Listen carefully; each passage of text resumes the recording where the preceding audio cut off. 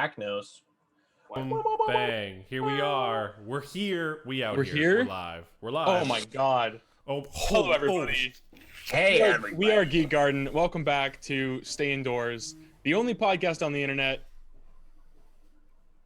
Where things? I'm joined today by Mr. Brandon Holly Hangin' Horn, Oh. How low is Yeah. that Holly? Hello. Hi. Mr. Sean Falalala Fabish, Hey. and Mr. Jack Hazel Drapin' Tan. Hey. There's a lot of like hanging and draping and like. That's There's what a you do for lot of Christmas, man. You hang stuff and you drape hanging stuff. Dude, fruit. And I of can course, drape all day. Kelly. Merry Christmas, McCabe. We are here to talk about all kinds of geeky, nerdy stuff. This was a busy week, man. This Hell week yeah. was a lot of stuff happened. But before we do that, True. I gotta check in with the lads, see how they're doing in this The lads. crazy little thing we call life. Brandon, how was your week? What's going on? Speak to me. Me? You. Good. Things are going really good. Something that recently has been really great is that as far as mental health is concerned, I've kind of hit a milestone as far as kind of like recognizing my like anxiety and like my stress and stuff, and really understanding like how to decompress and like how to kind of like prevent myself from like getting into those really fucking like headachy, fucking panicky, anxiety kind of episodes. And it's been just like a giant breath of fresh air, like just huge. Nice. Like it's just like I can like wake like the week will start and I'll be like, yeah, I'll be fine. Right when before I'd be like, fuck Mondays, and I'd be like, I don't want to do this. I just want it to be the weekend again. Yeah. But now I'm like finding really good ways to kind of like deal with it, and things have been fantastic. And it's Christmas soon. How can I be in a bad mood? It's fucking great. Go Christmas, man. Yeah, other than that, everything's been really good. I'm really excited to spoil a bunch of people for Christmas. And we just finished, I was just telling Kelly, but we just finished like organizing our like virtual staff party, which usually my work throws like pretty fun staff parties, which obviously isn't really a thing this year, but we're doing a fun little virtual one this year, which is going to be pretty fun. And yeah, it's been pretty good. So what'd you get me, Brennan? You said you were spoiling people. I can only assume that I'm on that What'd list. you get me? Oh. Well, what do you really wish for Christmas this year? Well, Kelly? all I really want is a really like thoughtful gift from my good friend Brandon. Right. That he would know that I would love because he knows me so well. Right. He would just get without having to be Yes. told or asked, obviously. Yes. Just automatically. He would just do it. He can Yeah, reach yeah. into my soul with his eyes. Kelly, what's Sam's Take number? out. Yeah, let me just give that out on the air. 604-555. 5-5. Fuck Brandon. What? What? To be honest though, like I do normally go like absolutely nuts this year, but because I mean you guys know what our living scenario is, and I've been able to save some money.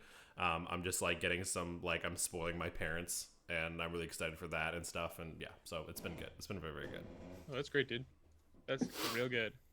I was thinking about like the stuff that we're missing for Christmas this year.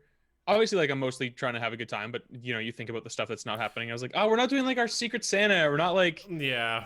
we're not seeing each other and hanging out and having like our own little like Friendsmas party, Oh yeah, like at this point I normally would have seen like all my cousins, and we usually do like a cousin Secret Santa too, and like we didn't do that at all. Oh, actually that's something that happened this weekend. I'll mention that.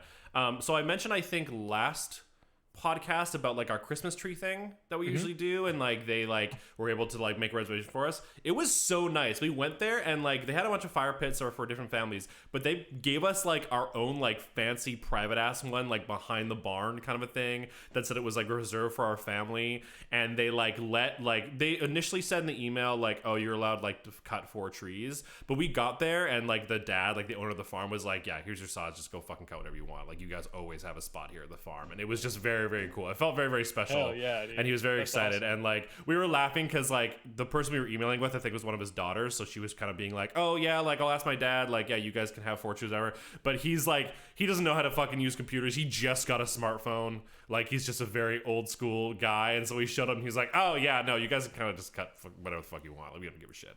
And it was very cool. So even though I ended up getting a tree beforehand just because we were nervous, I could have 100% cut my own tree that weekend, and it's just kind of nice to know for future years if that ever happens again.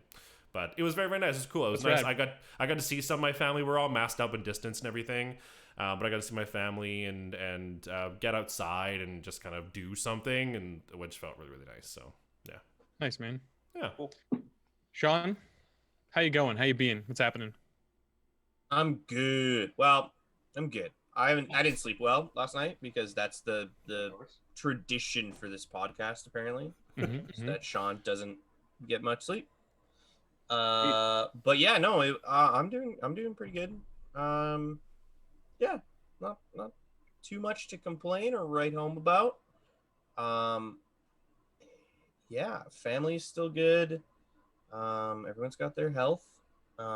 Yeah, I don't know if I'm going to be missing my traditions. There's a part of me that wants to just go and spend a couple of weeks with my family and quarantine with them for a little bit and kind of disobey social guidelines, but I haven't. It's going to be one of those things where I won't know until it's like 2 days before and I pack wildly for that time. So other than that, like the idea of like not seeing my family on Christmas is weird and shitty. And I know everyone's like going through that. So I'm just like, I'm just trying to be patient, I guess, with myself and other people about it and be like, I don't know what I'm doing. I really don't know. But yeah, everything other than that, good. The holiday spirit is thick in our house right now. Is it hanging? Is it just hanging off stuff? Just hanging low? Thick and hanging low. And draping. Just draping that Christmas spirit. Fucking sliding everywhere. I'm sad because there's like no Christmas decoration in either Sean or I's shot, but like the rest of the house is fucking to the nines. Like it's fucking like super a decorated. Christmas bomb went off. I think you can kind of see it right there. There's a big nutcracker I can't see that. in the corner of the. I know that nutcracker. Yeah, I know yeah, that yeah. Nutcracker. Right behind him, there's this cute little like Christmas gnome guy, and then we've got lights over the window, and then we got a little tree in the corner with presents and stuff. Nice. Beautiful. Maybe we should consider moving into the living room or something for Sunday, Sean. I don't know. We'll figure something out. Yeah, It'll be fun. We'll figure it out. Jack, how are you doing? Oh, Yes, hello. Welcome to the podcast. You're on a We talk about our podcast, feelings. Jack. Welcome. right. I'm doing okay. Doing okay. Just trying to, play Cyberpunk. Trying. We'll get into it. Don't you worry. That We're will gonna- be Trying. discussed. What's that big glowing piece of cyberpunk-looking technology next to you there, Jack? Yeah, what's that big beautiful box? It's a box that's Like, beautiful what and beautiful box? large. This box? That box. My box? That box. Yeah, You have a yes, box? Jack. You're a box. No, we're talking about your PC. We want to let you plug your PC, man. We're trying to Yeah. throw to you so you can be like, oh yeah, I got this new PC. It's Yeah. cool. Oh, I got this. Yeah. Here, I can probably get closer. Look. Hell yeah. Look at that shit. There. Sean, now Like, you need to get neon lights for your fucking PC. What do I look like? A gamer? Unfortunately. You live in a dungeon. Jack, Every what's week the we go what's the through graphics card in that guy? Do you remember? It's a GeForce. I can see that. RTX something. It's a 2060 S. Oh damn. Oh yeah, it's better than mine. That's a better graphics card than I have. I have a Yeah. 1660, I think. So Yeah. Sean doesn't even know what he has. You don't know? No, I haven't looked it up in a long time. Hey Kelly, what's your graphics card? Dude, it's whatever's in this fucking laptop. Whatever's in my phone, bro. It looks like I got an NVIDIA GeForce MX 150. Oh, hey. You actually got an Okay, there you NVIDIA graphics card in there. That's fucking rad. Yeah, I got Okay, NVIDIA. cool. Well, I mean, it's either that or an AMD. True, this is just but he like might not low even end. have a. I'm This is surprised that like it even has a low-end dedicated NVIDIA. graphics card. This is just a low-end NVIDIA graphics card. Yeah, but still, that's cool. Yeah, cool. That's what I got. Hey, cool. Kelly, how you doing, my man? All right, You are in the season. 'Tis the season. we're gonna try to rapid fire this. This has been a crazy week. So first off, I'm wearing my Spider-Man Christmas sweater. Amazing. I love this thing. It's so Amazing. great. It's so great. Okay, so Where's Uga? that- Uga would appreciate that. Someone find Uga. Yes, I know, right? So good. And then for Christmas stuff, so Sam and I went to London Drugs because we had to like buy some stuff. It was my first time like walking to Drugs? this place. Yay! And I was so exhausted. Yeah. Oh, you guys walked to London Drugs, like Walked down. to London Yeah, Drugs. Yeah. So we walked to the London Drugs, and basically what we did is like we kind of split up, and we both just like went and tried to find some little stuff because we're not getting each other presents this year because we just don't have the money, but we're still doing stockings. Right. So we Okay. went to London Drugs. It's not much because we can't really go out places much. But we went to London Drugs. We split up, and we just went and we like searched for stuff to get put in each other's stockings Cool. at London Drugs, and that was like our Christmas shopping. So that's done. It was really good. We got some Nice. chocolates for the house and stuff too, and like whatever. But it was really nice to do some Christmas shopping at all this year. Fair. But yeah, and then we walked back, and I was so tired, dude. I was exhausted. My legs were sore. My feet hurt. I was so sleepy. It was Oh. ridiculous. It was the smallest thing, but I was like, wow, walking is hard. Did But it my feel knee good didn't- to like come back and crash though? yeah, and my knee didn't Yeah. feel sore, which was nice. Like it's Hell yeah, clearly I'm at dude. the point where like I can do that. I need to build back up to it, but like physically, like my knee is fine for that. It was just That's that I awesome. haven't done it in so long, you know. So yeah, that was great. Pardon me, Brandon. You were talking about like mental health stuff, and I kind of had a bit of like a breakthrough myself this week. Basically, you guys know I like to do a lot of different stuff. And so what? I always kind of there's sort of this constant voice in the back of my mind that I'm like not doing enough. Like I didn't get enough done today. I should have done this thing. I should have worked on that project. I should have like whatever. The productivity thing. Yeah. Yeah, and I can kind of get like analysis paralysis too, where I go like, well, I want to work on one of these 7 things, and I can't figure out which one, so I don't end up working on any of them. Yeah. Which is not Or productive at all. you do like a little bit on several of them, and it doesn't feel like you got anywhere at all because you just did so little on each one. Like, yeah. Yeah. So what I did was I broke down like the stuff that I could do in a day into like 4 categories. Sorry, 1 second. what's up? Andrew just commented saying, "Walking is hard. Can confirm." Oh my god, Andrew. God Andrew, that's damn fucking it. amazing. That's so good. God damn it. Primo. Prime comedy. Very good comedy. Fucking Okay. excellent. Sorry, 4 categories you're saying? Yeah, sorry. So I broke down like the stuff that I could do in a day into 4 categories. There's like creative stuff, which is like working on a comic, editing a video, doing some voiceover for something, like whatever it is. The doing some majority of writing. the stuff you want to do. A lot of this stuff, yeah. Yeah. But then there's also like doing something physical. So like right now it's mostly physio, but every so often like I'll just do like something like set of push-ups, do some sit-ups or something, trying to get back into shape. Yeah. And then there's like something for the house. So whether it's like we needed to do a lot of laundry today, or I need to like take out the garbage or whatever. Dishes, whatever. Yeah. And then there's like reading something because I always want to read stuff, but I never like make it a priority. And that can be nonfiction. It can be like a fantasy novel. It can be a comic book, like whatever. Just like opening some kind of thing with pages and reading it. Nice.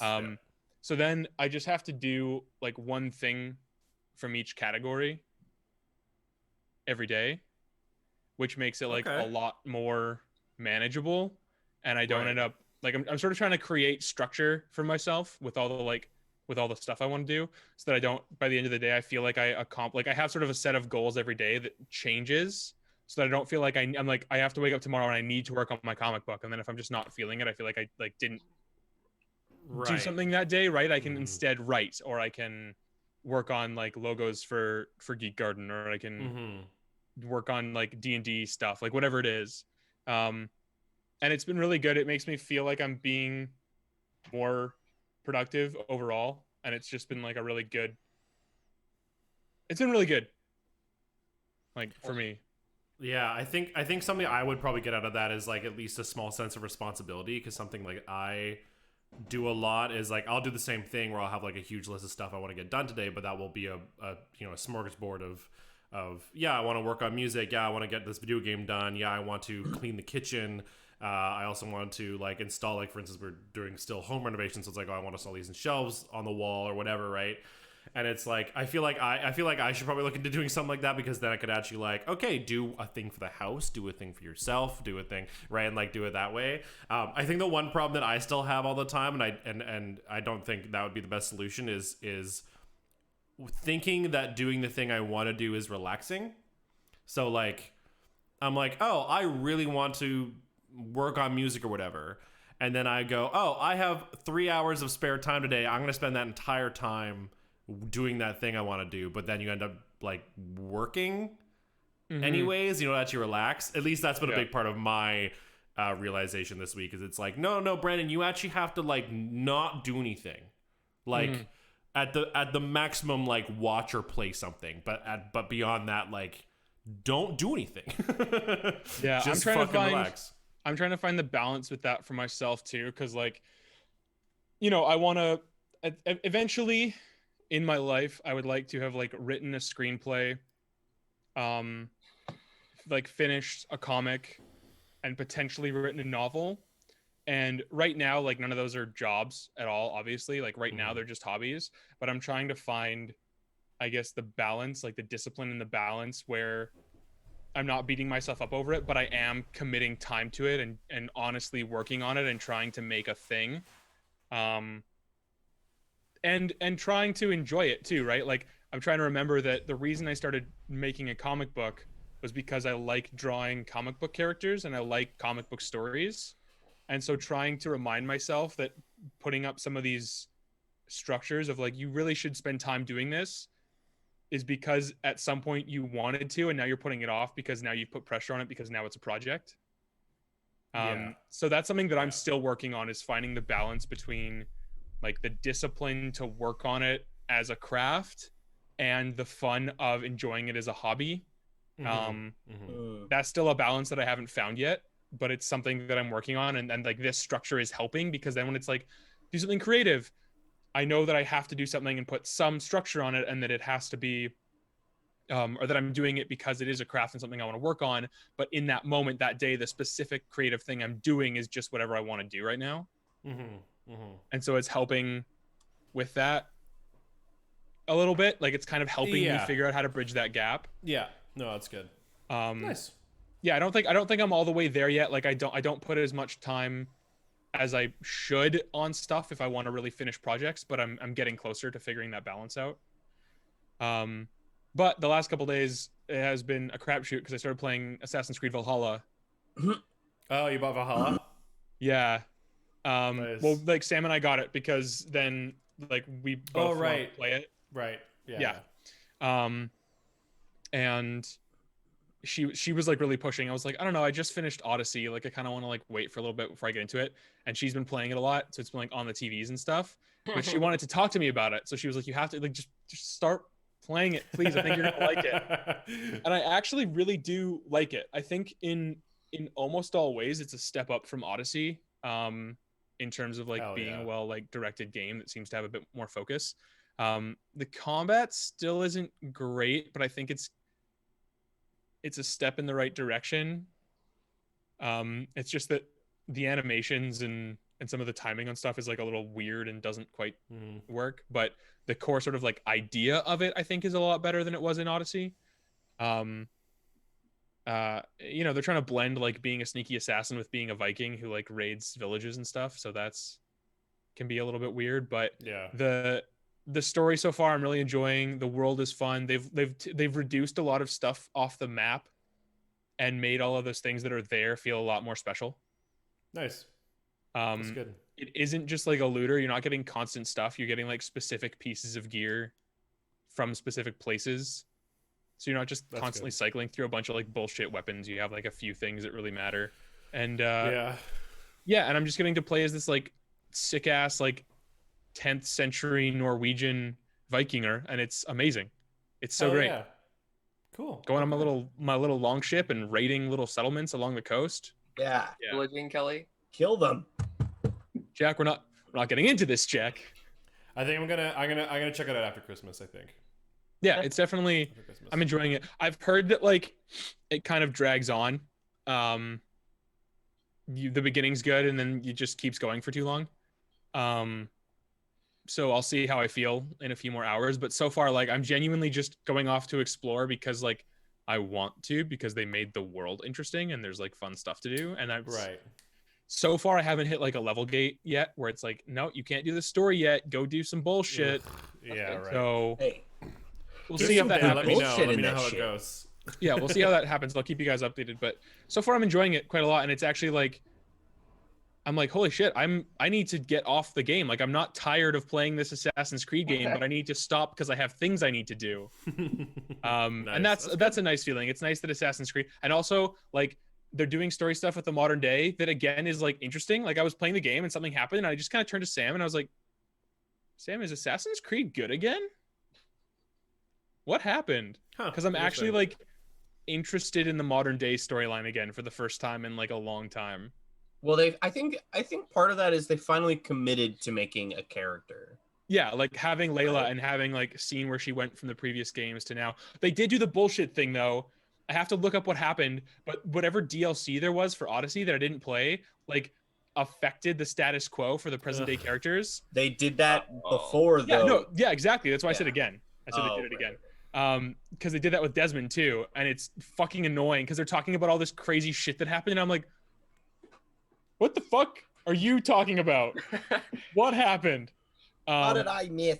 That's annoying. So that's I don't know really why they do fucking that. annoying. But Yeah. other than that, like the places they're going and the things they're trying to do are interesting again. So That's good. Nice. That's good. I'm weirdly Um, stoked. I don't know if you, Jack and Kelly, had her as a teacher, but Miss So says hi Ah, in the chat. She was my accounting I 11 don't teacher. remember. Yeah. I don't think I had her, but I know who she was. Yeah. Yeah. So hi, Miss So. Thanks for Hi, checking Miss us So. out. Hello. Hi, Miss So. Do you that mean- remember me? I mean- also went to Windsor. Does that mean we're being watched in class again? Yeah, Probably.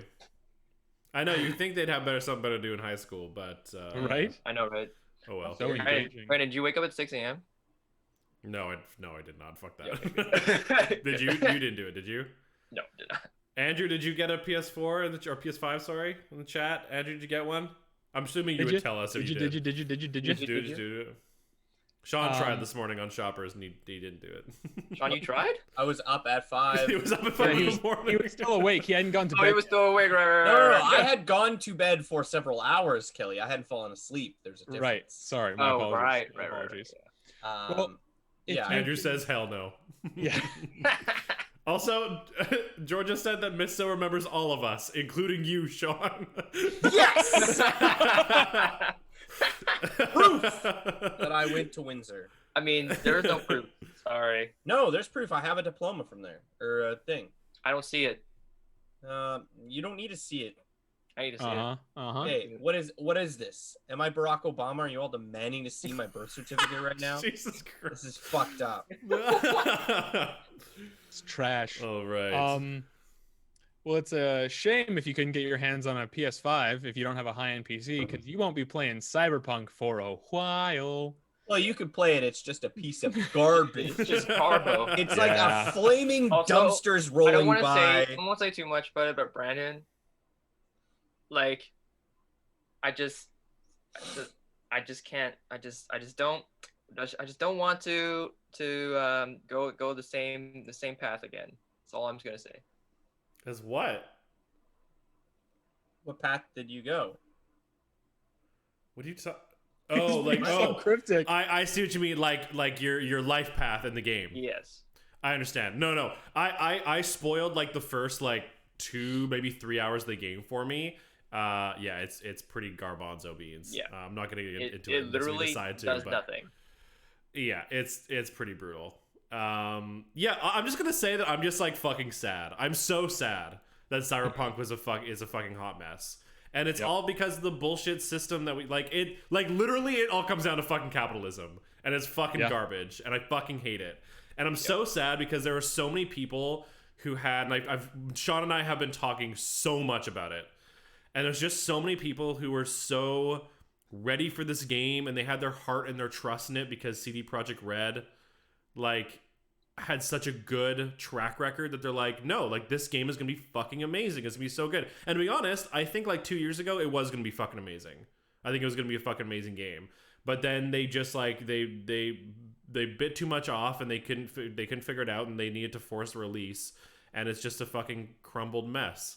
And it's just sad because I think a lot of people were really excited, because I know I've seen people being like, oh, it was going to be my summer game, but because of the delay, like, it's going to be kind of like my Christmas present to myself, my winter game. And now it's like nothing. Like, no one's fucking happy with it. And it's brutal. It just sucks. Dude, it makes me so sad. IGN gave the console, like the last gen console version, a 4. And IGN never does that.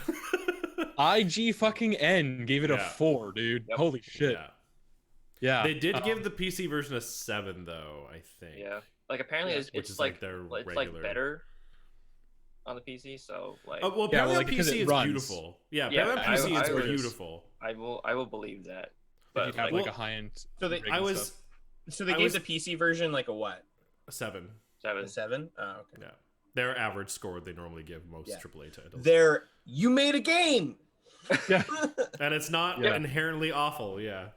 The one thing, like, I was saying to Sean, like, 2 examples is, like, I'm on the Cyberpunk subreddit, so I'm just seeing a plethora of fucking posts being like, this game sucks, this game needs to be fixed, yada yada yada. 2 different posts that I saw. One of them was showing, so one of the big things about this game is that it's supposed to be all rendered in real time, right? So it's like if you look out a window and you see a car, that car is rendered over there.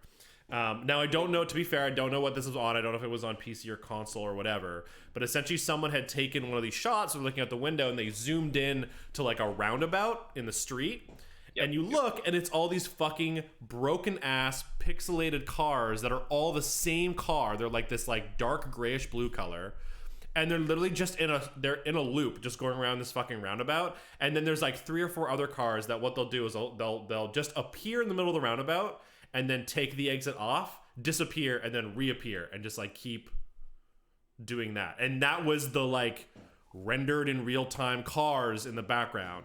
I'm hoping that was like a console thing, and that was just something that they've like adjusted for last gen, but I don't know for sure.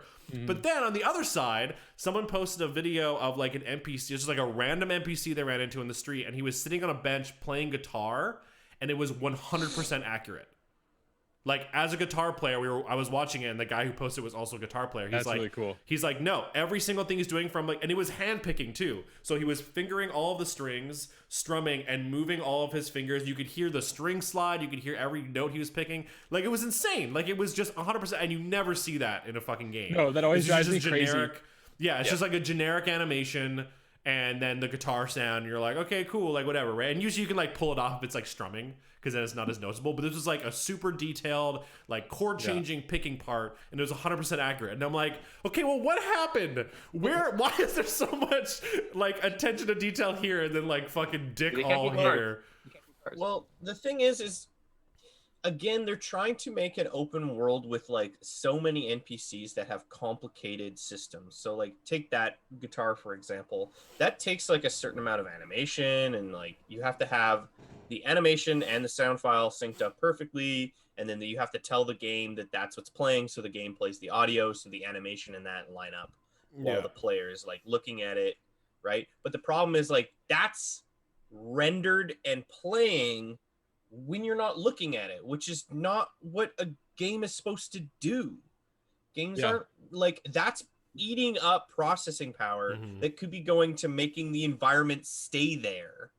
You know what I mean? and like try and like preload the possible ways you're gonna go, so that when you turn a corner, you're not waiting for textures to pop in, and you don't drive on nothing, right? Like it's like, it's cool, and I'm glad that there's like these details in the game, but at the same time, like I don't know what it takes to make a video game. Like, I don't know the minutia of like the day-to-day processes of actually building one thing up until you have like an actual game, right? I don't know how to code. But I have to imagine that the problem is around the optimization because there's so many things about textures not loading, um, NPCs like doing things all at the exact same time. Just general like game breaking bugs where you're like quests apparently haven't been like dropping or completing. Yeah, quests have been all kinds of fucked up. You know what I mean? So like you have this game that's just trying to do so many different things. And CD Projekt Red did The Witcher 3, and that was like the last game we saw from them, where the NPCs were very, very simple, and the stories and all the like specific animations that they did weren't like good, but they were generic enough that they fit with everyone. But I think they're trying to like do that system here in a world where we're getting so close to like looking at the guitar that when you see the same gesture 5 times, you're like, this is starting to be weird, right? Like the Kelly, we talk about this all the time. The closer you get to reality, the more you have to iterate on, and it's just that takes time, and the game just fully wasn't ready, and that's it. Yeah. Right? Because the thing is, like, most people are agreeing like it's the most beautiful game they've ever seen. Like, it's just fucking gorgeous. Visually, apparently, if you have the specs on your computer, an RTX 3080, fucking brand new, like fucking $2,000 graphics card. Yeah, and you got like ray tracing and like yeah, ESSL or whatever the fuck it's called, like all fucking going. DLSS or something. Yeah. DLSS, that's it. Deep learning super sampling. You've got all that stuff going, and the game's just fucking great. But if your game looks pretty but it doesn't fucking work, then it doesn't matter. Like you can't play playing the game is the first most important thing. And what I've seen, most people also agree that like the action stuff is like decent, but the encounter design, enemy design, and RPG systems like just aren't great. Like they're just kind of there. It like dumbs down to like really boring FPS gameplay. Yeah. No. And like, okay. Yeah, it's like apparently it's like playing like a prettier Fallout New Vegas without like the fun character creating stuff. Like you can't be a cannibal, for instance. Yeah. So what's the point? Yeah. Yeah, you can't be a cannibal. What the fuck? Yeah, what the fuck? You can't eat people in a Cyberpunk game? Yeah, I just like I'm really sad, and I hope that CD Projekt Red doubles down and updates this to the game they wanted. I think they said somewhere they were gonna literally they were 100% focused to like fix this game. Yeah, the thing is they released it. It's around Christmas time. They're just like, fuck it, we don't have the time, we don't have the energy. So the game's just gonna be buggy until the new year. Like that's just how it is, right? They like did already release one update, and they're releasing another one in a week. Yeah, they're releasing their like week 1 or week 2 update, but to help with bugs. But what they're planning for fixes in January and February, and those should alleviate the problems of the game. That's what they said for console anyway. But you have to imagine that they're probably like they just shouldn't have sold it at all on PS4 and Xbox One. No, absolutely not. And they should have delayed the game. And you have to imagine that now, like crunch is gonna be pretty fucking terrible because before the game's out, you delay it, you theoretically have as much time as you need, and you can take the time to make it. But now the game's out, and now you have to fix it fast. So now, when like the people should be like, oh my god, okay, we released the game, we're done. Now people are like, we have to be in like 6 days a week fucking fixing this mess because we needed more time and it wasn't ready. Well, yeah, it's crazy because like now they have a bunch of paying customers, and then I'll go into details about it in a second here, but then they come out with an open apology and essentially like say like refund the game if you want to refund it.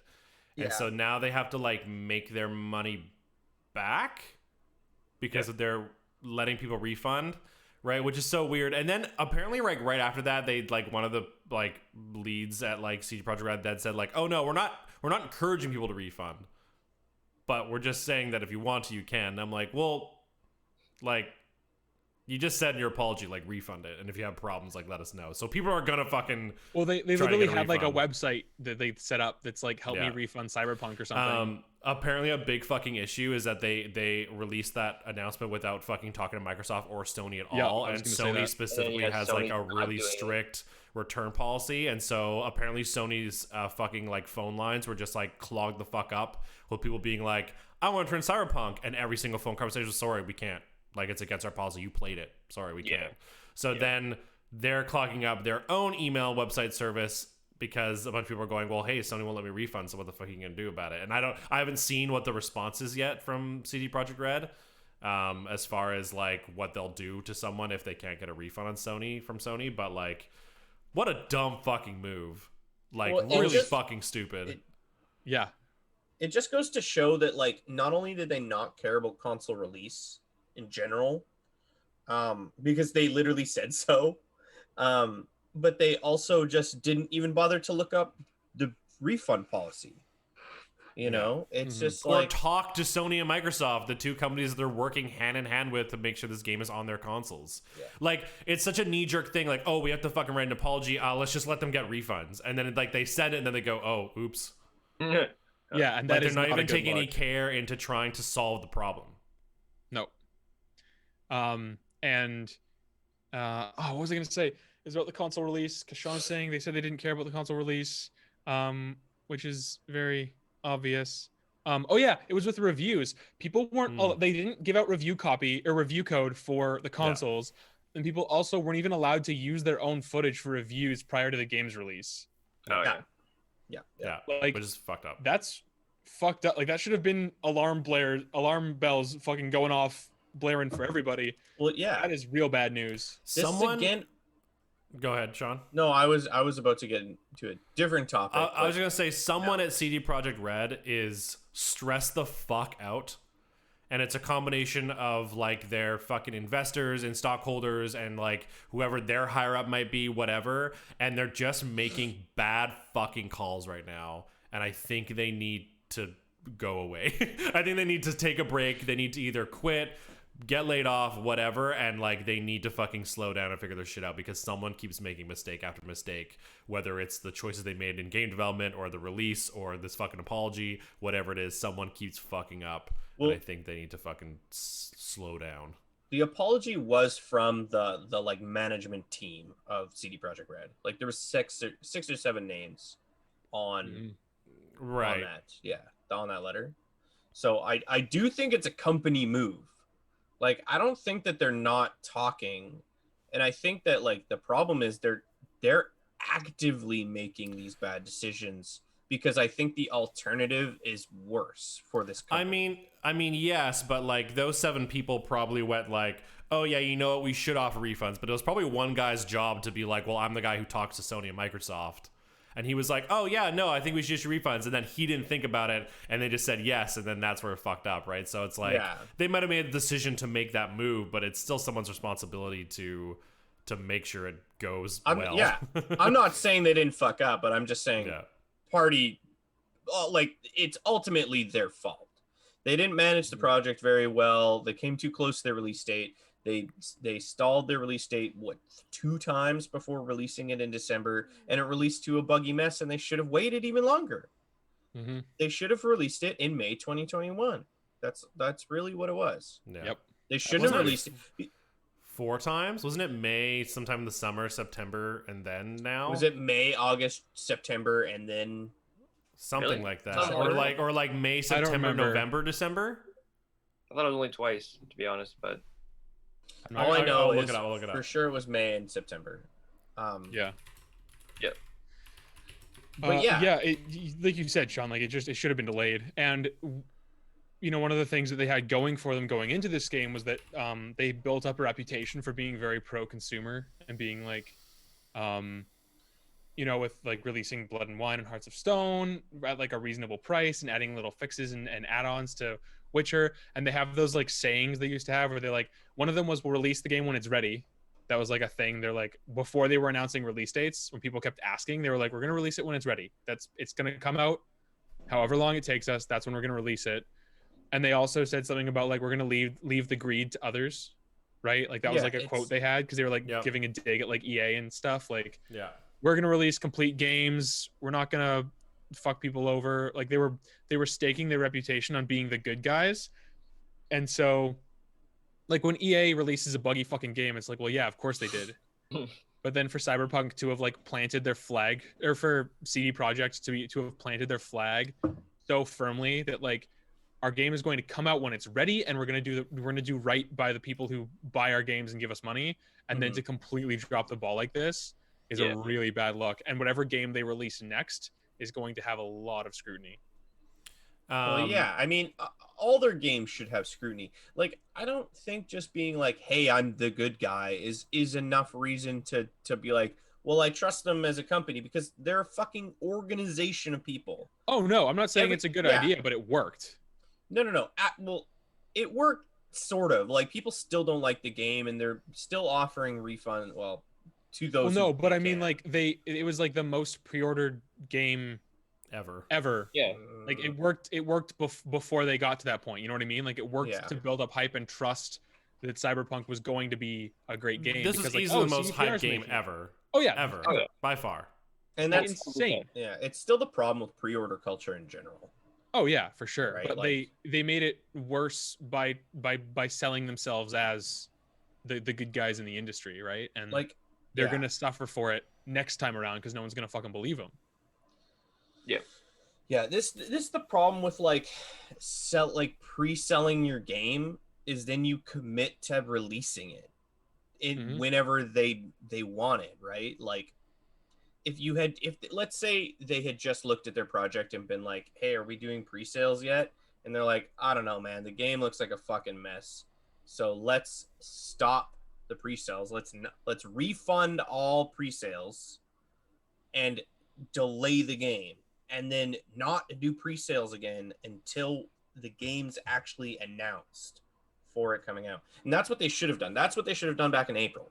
They should have been like, "We understand so many of you like bought the game already. We're going to refund you because the game's just not ready. It's not ready, and it's not going to be ready for like another year." For a while, yeah. Yeah. But no, like, did you have those? Did you? Oh, sorry, Sean. Go ahead. No. I was just gonna say, Brandon, did you get those multiple? Yeah, so I was right. It was April to September to November to December. Yeah. So 3 delays. Yeah, and I think once you've got to the point where you're in September and then you're bumping it to November and then you're bumping it to December, like just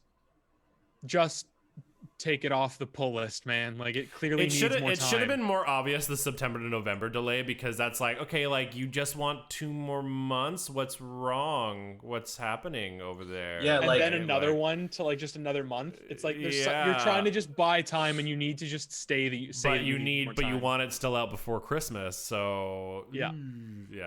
I actually found there was an article but a post on the subreddit where someone kind of really took the time to kind of deduce what they think happened at CD Projekt Red, and it was really, really interesting. Essentially, using I'd have to find it again, and like he sourced like all of his shit. It was really, really cool. So essentially, from a bunch of interviews and like essentially pre the release date announcement in January, not in January, before that, I guess the E3 that previous year, they announced April when Keanu Reeves came out and was like, "No, you're beautiful," or whatever. You're breathtaking. You're breathtaking. In interviews, they had already said they had like a front to back complete story. Like they were going on about how like they were so happy because they could see the story, and it really started to flesh out the game, and they were really starting to understand what happened. And that was before Keanu Reeves was involved at all. And so the guy was just saying that like, yeah, we've been told like from Keanu Reeves and other sources that Keanu Reeves like joined the project at this time, and that they wanted him more involved. So then it sounds like they scrapped the story and tried to like put it around Silverhand. Is it Silverhand? Is that his name? Yeah, Johnny Silverhand. Yeah, Johnny Silverhand. Around him more, and that like pushed back development like crazy. And then it was like, and then beyond that, it was a lot of very obvious stuff. Like it was like investors and shit being like, you know, like it's been 8 years, like we want this out before the holiday season, yada yada yada, like all the fucking like bullshit capitalist stuff. But I think there was a couple other things too. I'm blanking on it right now, but it was really interesting, and I was like, fuck, that makes a lot of fucking sense, because like, yeah, like what the fuck happened? Like, did you do dick all for 6 years and then had to like fucking scramble to been get in together? development Like, it's so for weird. so long. Yeah. Which is part of why people were so like people had been so convinced that it was going to be great. Yeah. You know, like it's just like the timeline of everything this guy like sourced and everything. I was like, yeah, this makes a lot of sense. Like for whatever reason, they really wanted to like make like because apparently there was supposed to be like a bunch of other celebrity like cameos in the game for whatever reason, but they're all supposed to have smaller parts, and then for whatever reason they like doubled down on Keanu Reeves because they were like, oh my god, he can be Johnny Silverhand and like yada yada, and like yeah, it's weird. I don't know, like it was a weird business fucking move. Interestingly about that, one of the only reviews that I've read for it said that Keanu Reeves was like poorly cast. I've heard that he's dry, in which I told Sean that, and Sean was like, what do you expect? It's fucking Keanu Reeves. Keanu Reeves. Yeah, right? Like, yeah. He's literally the guy who goes, whoa. And that's fine. Put him in the movies where he can go, whoa, you killed my dog? Fuck you. And that's it. Yeah, I don't know He's what people were Wick. expecting from Keanu Reeves beyond just being Like, that dry dude. Like, I don't know. Yeah, it's weird. Yeah, like, he's charismatically humble and, like, low-key. He's not Johnny rock star. Like, an aggressive rock star revolutionary, like, anarchist. Yeah. Put Johnny Depp in that role. Put literally anybody else in that role. Anybody with energy, with life. Keanu is just so chill, dude. Like he's a chill ass dude. Leave him in it. Leave him to brood and look mean and shoot dudes. That's his job. It sounds like Keanu, as far as that stuff I was reading, it looked like he approached them, and then they were just so fucking excited that he approached them. They're like, "Yes, we're gonna make you the most important part of our product now." And then that's when they just that's a direction problem, right? Like the feature creep of like we need to, like we had a vision and we started constructing that and we put all this time into it and we need to stay the course. Even if other cool stuff comes up, like have a Johnny Silverhand expansion later. Yes. Apparently that's what it was. That's what it was. So apparently they actually had like DLC planned for Johnny Silverhand, and then someone at some point decided, no, we're gonna make this our main game. So that was the one big piece of evidence where like, well, okay, if you're planning to do it DSC, then obviously you had something planned already for the campaign. So now if he's the campaign, you scrapped everything you had. Why? That was probably the death blow right there. Like that decision is probably why Cyberpunk is a mess. Yeah.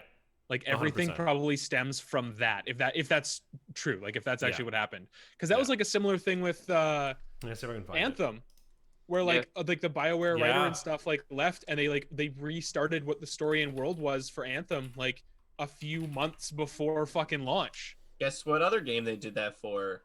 Destiny 1. 9 months before the game came out, they rewrote the entire story. Yeah, you can't do that. That's why the game was like, what the fuck is this story? What the fuck is this game? What do I do? What? It's weird. Yeah. You can't... No. Similar thing like with Avengers, where the game was in development for so long, and then it like had so little in it that everybody was like, how is this was in development for like 5 years, how is this the game that we got? That makes no sense. And like Cyberpunk's the same thing. Like how is this what happened after so long? They announced Cyberpunk so long ago.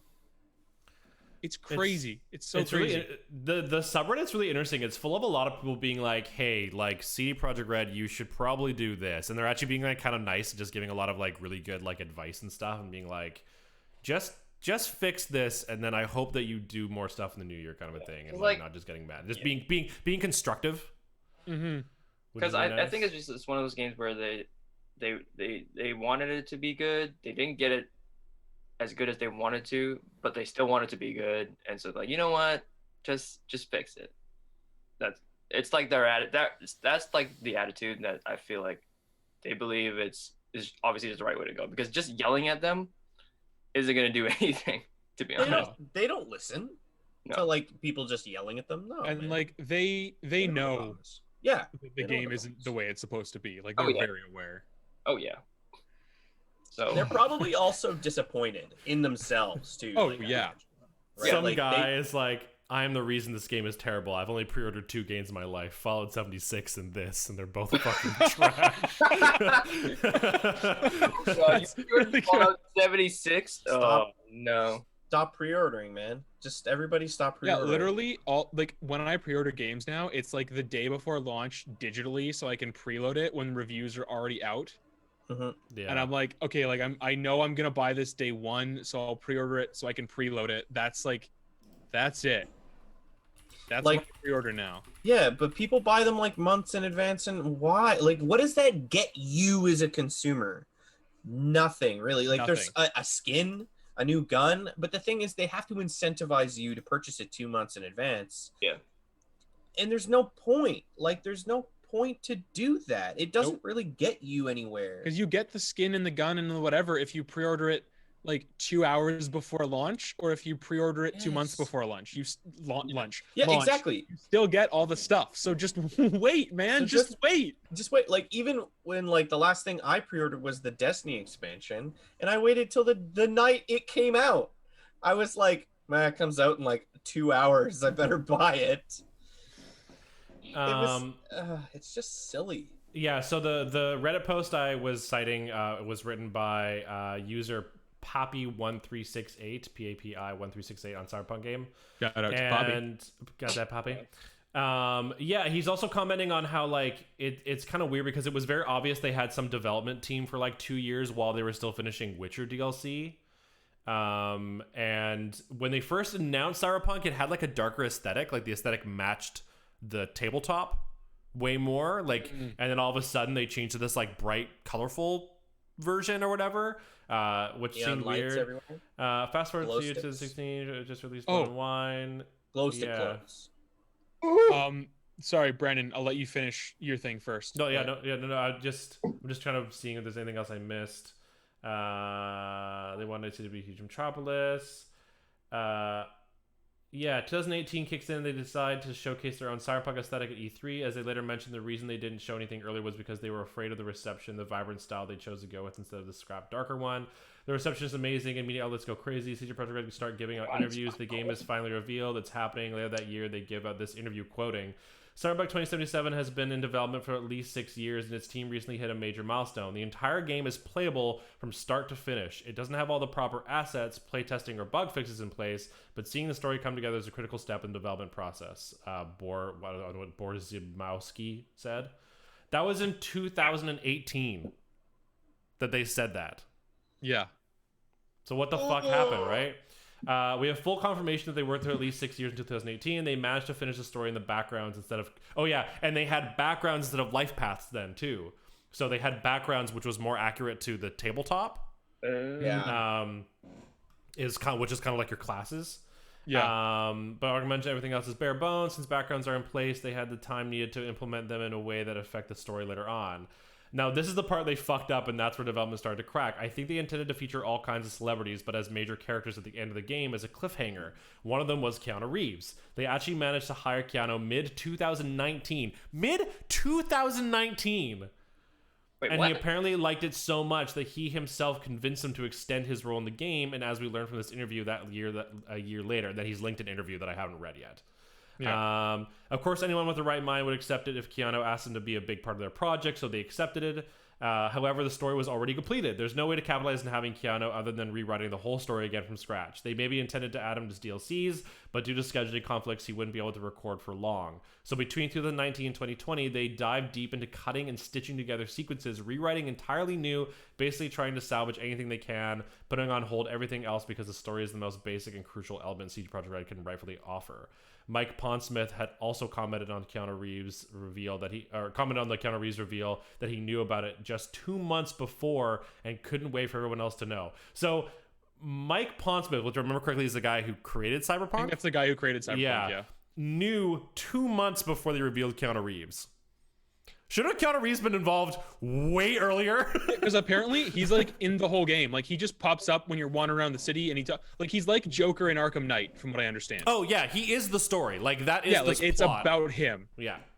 It should have just been a fucking DLC, and they should have just really. Because the thing is, now they fucking they like sort of sold out their idea. and then in doing that, like literally go, oh hey, with Keanu Reeves the game can sell a lot more, and for some fucking reason, when like just use him promotionally and then have like, I don't know, month 1 DLC.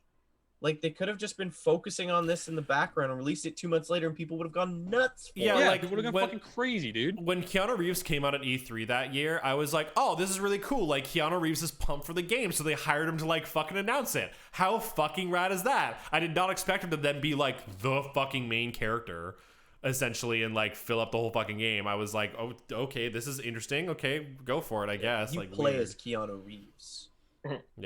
Yeah, the too long didn't read is game had entirely different and completed story by 2018. Keanu pitches in and CD Projekt Red decides last minute to rewrite the entire story featuring him, but underestimate the time needed to do, resulting in a bare bones uncompleted game. Yeah, that's just basically saying like, oh, our creative vision, fuck that. Yeah. Like, whatever. Like, don't get me wrong. If I got the opportunity to work with Keanu Reeves, I would fucking lose my mind.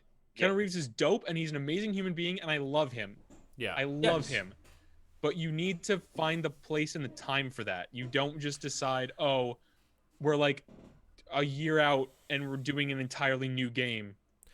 Yeah. After years of development.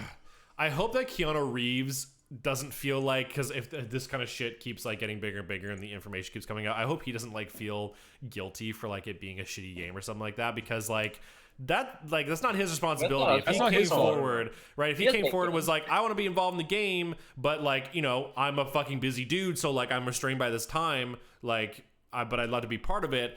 It's up to the management and the project manager to go, okay, well, this is all the room we have for you.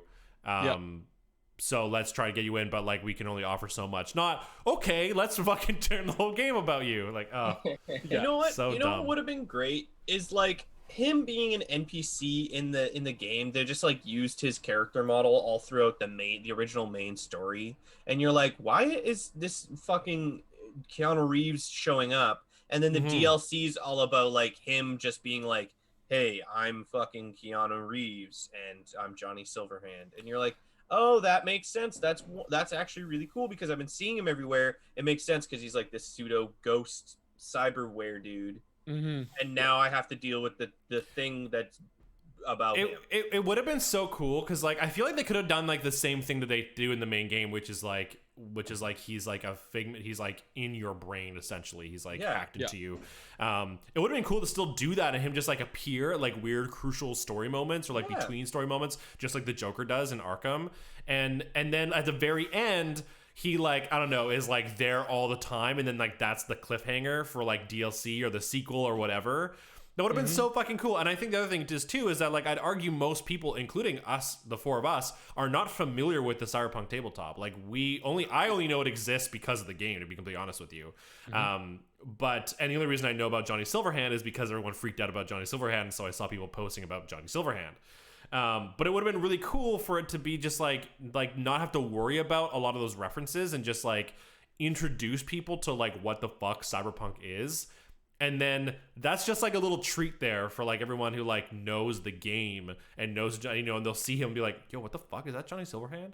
Yo, what the fuck is that Johnny Silverhand? And you get all those articles coming out like explaining the mysterious person in the fucking thing, and then you read it and you get into the lore and shit. Who is Keanu Reeves play in fucking Cyberpunk? Yeah.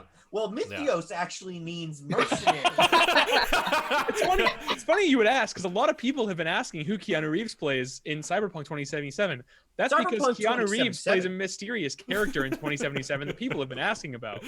Oh my god. Cyberpunk 27 is a first-person role-playing game developed by CD Projekt Red that released in 2020. But it would have been so cool, because like, okay, sure, Keanu Reeves is busy now, but if you're planning on this game to be like popular for as long as I thought it was going to be, I'm sure he's going to be free later to do some fucking recording and like do some more parts. Like, fuck off. Like, did Keanu Reeves really go, it's now or never? Like, no way. Like, no way. Yeah, it's bullshit. Dude, he's super chill about that. There's no way to be like, yeah, if you want me in this project now. There's probably some person on the fucking management team who was fucking starstruck and they're like, yeah, okay, we'll do anything for you, Mr. Reeves. I mean, obviously. Simps. Yeah, but you have to That's do what the your problem is. You have to do your job. Yep. Your job comes do your first. job. His If job you're got trumped. simping, you can't do your job. Dude, his job got trumped when he saw Keanu Reeves. So He was like, my job is to lick Master's boot. The other thing I was going to say is that the game literally gave a game journalist a seizure. I don't know if you Oh, guys know that. really? There's a Wow. section where Your you put webcam's on- gonna give me a fucking seizure. yeah, Kelly. No, I'm sorry. Dude. I'm sorry. Hang on. You guys just chat for a second. I'm gonna close this blinds because I think the conflicting light might be causing it. Because I put up like my actual like filming light and it made it better like the entire time. Oh, but now you have a bunch of fucking daylight. Yeah, that's fair. So I'll be right back. I want to know what Kelly was gonna say though. Yeah, Kelly. What are you gonna say? Kelly. Also, Brandon. Brennan. Oh, I have 2 fans that's going on right now. It's blowing so much cold air into my room. That's awesome. That's good. No, it's not. It's fucking cold all the time. I love it. My Oh, PC's it's like because super you're- cold. I love it. I mean, it's Like- great, but I'm super cold all the time. My I found PC's out what cold to graphics touch. card I have. What do you have? A 750 Ti? 750 Ti. No, I have an R9 380. I don't know what the fuck that is. I don't know. It came out 5 years ago. Yeah, fair. There you go. Well, I have a 248 GeForce MX 150. 2048 Oh, megabytes memory. Wait, how much is the memory on it? 248 megabytes. So Oh my god. What, gigs. really? And you can Yeah. play Warhammer? What the fuck? Yeah, you play Warhammer on that thing? Dude, I have like a 6 gigabyte graphics card. yeah, dude, it needs an upgrade. That's it. Yeah, mine has 2 Leave it gigabytes of alone. 2 gigabytes of virtual RAM is what it says about mine on this little sticker. Yeah, that's yeah, mine so too. that's your graphics memory, yeah. Yeah. 2 gigs. Yeah. Yeah, same. No, you said 200 something megabytes. Yeah, dude. 2,000 megabytes. That's 2 gigs. Oh, okay, Oh, I never heard mind. 200 I heard something. 248 megabytes. I was Yeah, I like, was- 2,048 megabytes. I may have said that. I don't know. That wasn't my intent. You definitely- someone clip it. Anyway. Josh says you said 200. Well, shut up, Josh. There you go. 970 megahertz memory, 5.5 GPUs effective. So, God damn I it. don't. Okay, Kelly, what were you gonna say? Basically, there's a thing in Cyberpunk where your character, I don't know the exact specifics, but I think they put on some kind of like headset or something. Like V puts on this headset. It's called like a think- brain. Oh, the They brain dance? jack in. Brain They dance. jack in. Yeah, yeah. Brain dance. Called the brain dance. Yeah. And apparently like it flashes lights and stuff in this particular pattern Yeah. that some people saying it's basically like similar to what they literally use medically to induce seizures, like to study and stuff. Like it's like super seizure inducing. Like it's very obvious that it can cause seizures. And they had like a little tiny warning just in like the end user license agreement that like, oh yeah, the game can Oh, yeah, cause Like seizures. the tiny text. Yeah. obviously. That nobody reads and that like nobody fucking gives a shit about. They put that in there. And then this game journalist literally had a seizure. So like this isn't a joke. Like this can kill people. Yeah. And they really should have fucking known better. They have since patched in like a warning like before the title card of the game, but like there needs to be a way to make that not in the game. Yeah.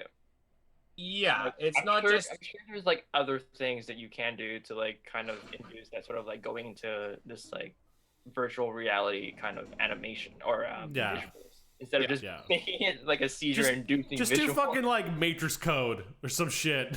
Yeah, literally do the fucking like Yo, what you're are the going in DLC the with the Ethernet Matrix? cable like Shaw. Yeah, just do literally anything else. But I just wanted to put that out there. That's terrible. Yeah. That is very terrible. Yeah. Bad job. Don't do that. Bad CD Project Red. Bad. Especially Yes. as like a large media producing company, you should know that that's something you have to be careful of, regardless of what type of media it is you're making. Yeah. Like it's like, oh yeah, if you do crazy flashy lights, that is a bad thing. And like especially when we're in this era of, more accessibility options and stuff too in video games, like there should just be a way to just turn that off. Like no question. Like before the game even starts, it should say, Yeah. like, are you prone to seizures? Yeah. Do you have a history of seizures? Do you want to turn off the fucking lasers that can give you a seizure? Yeah. 'Cause 100%. It's not even just like, oh, if it's quick, like if you suffer from seizures, it can happen very quickly. Like it doesn't take like a long exposure to those lights. Oh no. Yeah. And yeah, it's just another thing to pile on to how fucking trash they handled the release of Cyberpunk. Yeah. And apparently their making of Cyberpunk, given their switch in the story partway through. Yep. Not good.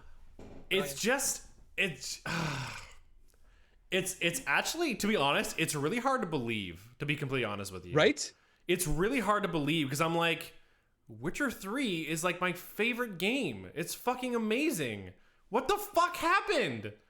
Like, who was the fucking moron who just decided to just like throw it all in the garbage? Like their entire reputation just down the fucking toilet.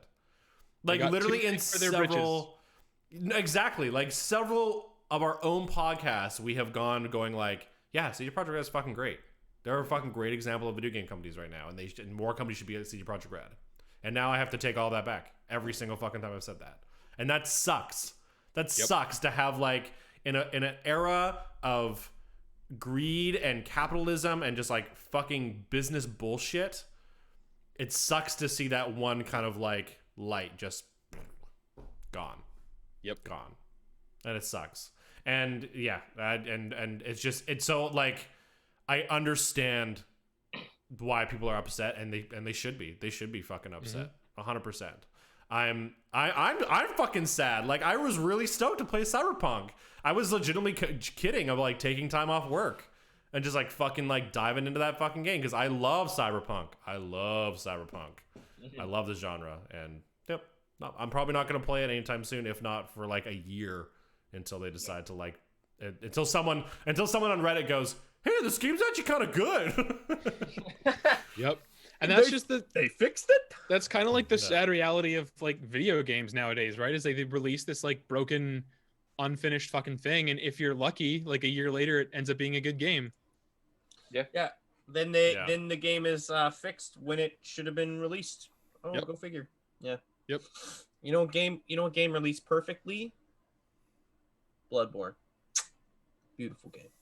No bugs. Only exploits. Absolutely nothing. No bugs, only exploits. Bloodborne didn't have a single update. No bugs. No only exploits. Yeah, okay, yeah. I don't know how many times I have to say that. Sean, an exploit is just a bug that's fun. Yes, but that's my point. Yeah, a bug that makes you do millions of damage to the cleric beast, and you one-shot everything. I love the amount of posts on the subreddit that's like, oh man, I didn't know Cyberpunk had finishers, and one of them is like the dude just like driving in his car and he just barely clips a person, but then the car like fucking like flips and like comes around and like whips and hits the fucking person again. Like, it's like boom. He's like, it's like, finish him. It's so stupid. So good. I didn't know it had finishers. I've also heard Cyberpunk. The other thing I was just gonna say is that I've also heard again, this is like tough because obviously we haven't played it for obvious reasons, but I've also heard that like, you know, the cornerstone of the cyberpunk genre is like presenting like a dystopian nature on like the role of technology in our lives and how it can like change our religion and like our perception of our humanity. And there goes my fucking camera having a heart attack again. I'm gonna watch Blade Runner tonight, like straight up. And apparently, like, it doesn't really do that. Like, it doesn't make use of the genre. Like, it doesn't feel like a cyberpunk game. It's like just aesthetic. Johnny Silverhand. It has the aesthetics, but it doesn't have like the meat of what makes cyberpunk. Like Johnny Silverhand is a great example of how you can actually use that as in a questionable thing. Because what does it mean for a society that can accidentally keep ghosts? Like. What does that do to the person who's haunted and to the ghost of that memory of the person who's like, okay, oh fuck, I'm trapped. What I will say though, he is not accidentally a ghost. But okay, but you know what I mean, like it was meant for him to be trapped in that sort of area. But that's still like also like. I'm talking more about the themes, less about the substance of like why he's there. More about like what does that say for a society that can do that? Like let's say you took a martyr, like a religious figure who like can literally exist after they die as a sort of copy, and then over the next 10 years starts to degrade and starts to like the actual data gets corrupted, but you have There's all these people another that look. movie that does that. What is that? There's something else that does that. That fucking rings a bell. But yeah, it's a very, very fucking cyberpunk thing. Yeah. But that's exactly what this genre should be exploring, is like shit like that, where like, okay, now we're transcending our religion. Like, what does it mean to be human? Does replacing my jaw make me any less human? Does like giving myself a robo dick make me any less of like, you know, a person? Right? No. Like but like, that's the question, right? Like, no, exactly. How much of humanity is in flesh and how much of it is in technology? And if you argue, if you get like to the transhumanist level where you say, okay, our bodies aren't what make us human, so we can modify them or whatever, and we're still human, then like, are we trying to imply the existence of some kind of soul, or is it our mind? And if our mind can then be transferred into just like data and we can live on as a digital ghost, like, does being human even mean anything anymore? Like, does that word even have any meaning? So many amazing questions with dystopian cyberpunk. It's fucking amazing, right? And then you'd have zealots who, right? Night City is so big. How do you not have a religious movement against like this sort of cyberpunk, like a sort of conservative movement that's like, how dare you transmog your body and like do all these things and like all this stuff? Like, that would be a grassroots fucking like, you know, protest movement. And if that's not explored, like, why even use the genre? I've heard the other complaint is lights and pretty. Yeah, I've heard the other complaint is that like another big part of dystopian cyberpunk is like corporations and capitalism, right? And apparently there's like one corporation in the story. There's one main one. Yeah, there's and like that's one, it. When there should be like one kind of side. Yeah, there should be like a big company in the way of like every fucking aspect of that game. Like, there should be like so many fucking big companies, but apparently it's just one, and so it's kind of bland and flat, which feels kind of weird. And the thing is, you can do something interesting like with that. Like, what if Amazon literally ruled the world? You know, like the one company. Yeah. But you really need to like use that. From what I've heard, they don't like. It's just like oh, they just decided to write one corporation. That was it. They don't. Yeah, like we just need we need the thing people look at when we refer to the corporation in the script. So here's the corporation. Yeah, done. Okay, how many of you have seen Blade Runner? Yes. I have seen the original a long time ago. I haven't seen 2049 yet. And then I know Sean, you haven't seen any of them. Can we seriously have a watch party and watch them? Yes. Like do a Zoom because like. Yes. Okay, chat, if you're ever interested in Cyberpunk, Blade Runner is like the go-to thing, and what I will say is that the first one is so fucking dry. It's so dry, and I know it is, but just watch it just so you get context. 2049 is one of the most beautiful fucking films I've ever fucking watched. It's like by far... What's that? I got so sad about watching 2049. It like 2049 is one of the best examples of like sequels can very well outdo the first one, like by far. And 2049 does that. On top of that, check out Altered Carbon on fucking Netflix, especially season 1. I haven't even finished season 1, but it's amazing. Altered Carbon, the fucking anime that they did, that animated movie that's on Netflix. I haven't seen it yet. I didn't know it was a thing. It's fucking brilliant. It is so good. So it takes place, if I remember correctly, it actually takes place, it's either before Altered Carbon season 1 or between season 1 and season 2. I want to say it's before. But it's about Kovac again, but he's in a different body. And it's just kind of like a jumbled mess he gets into with like some of the like criminal like bodies in that world on that planet. It's not like the gangs, and it specifically has to do. What's that, Sean? That's Earth. Is it? Yeah. Okay. Yeah. And the first planet is Earth that they spend season 1 on. Yeah, but I don't know if that's where it is in the animated one. Oh, well, I don't know.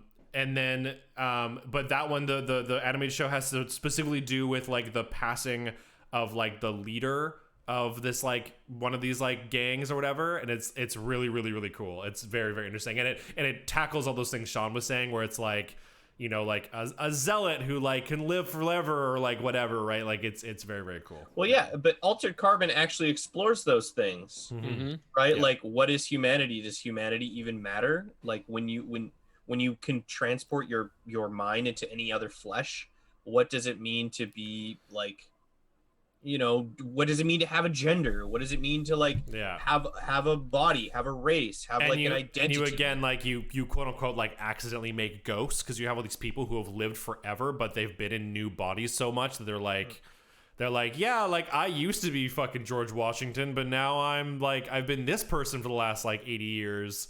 And like, I am George Washington, but I'm not, like, right? Like, just like fucking weird shit. Weird shit.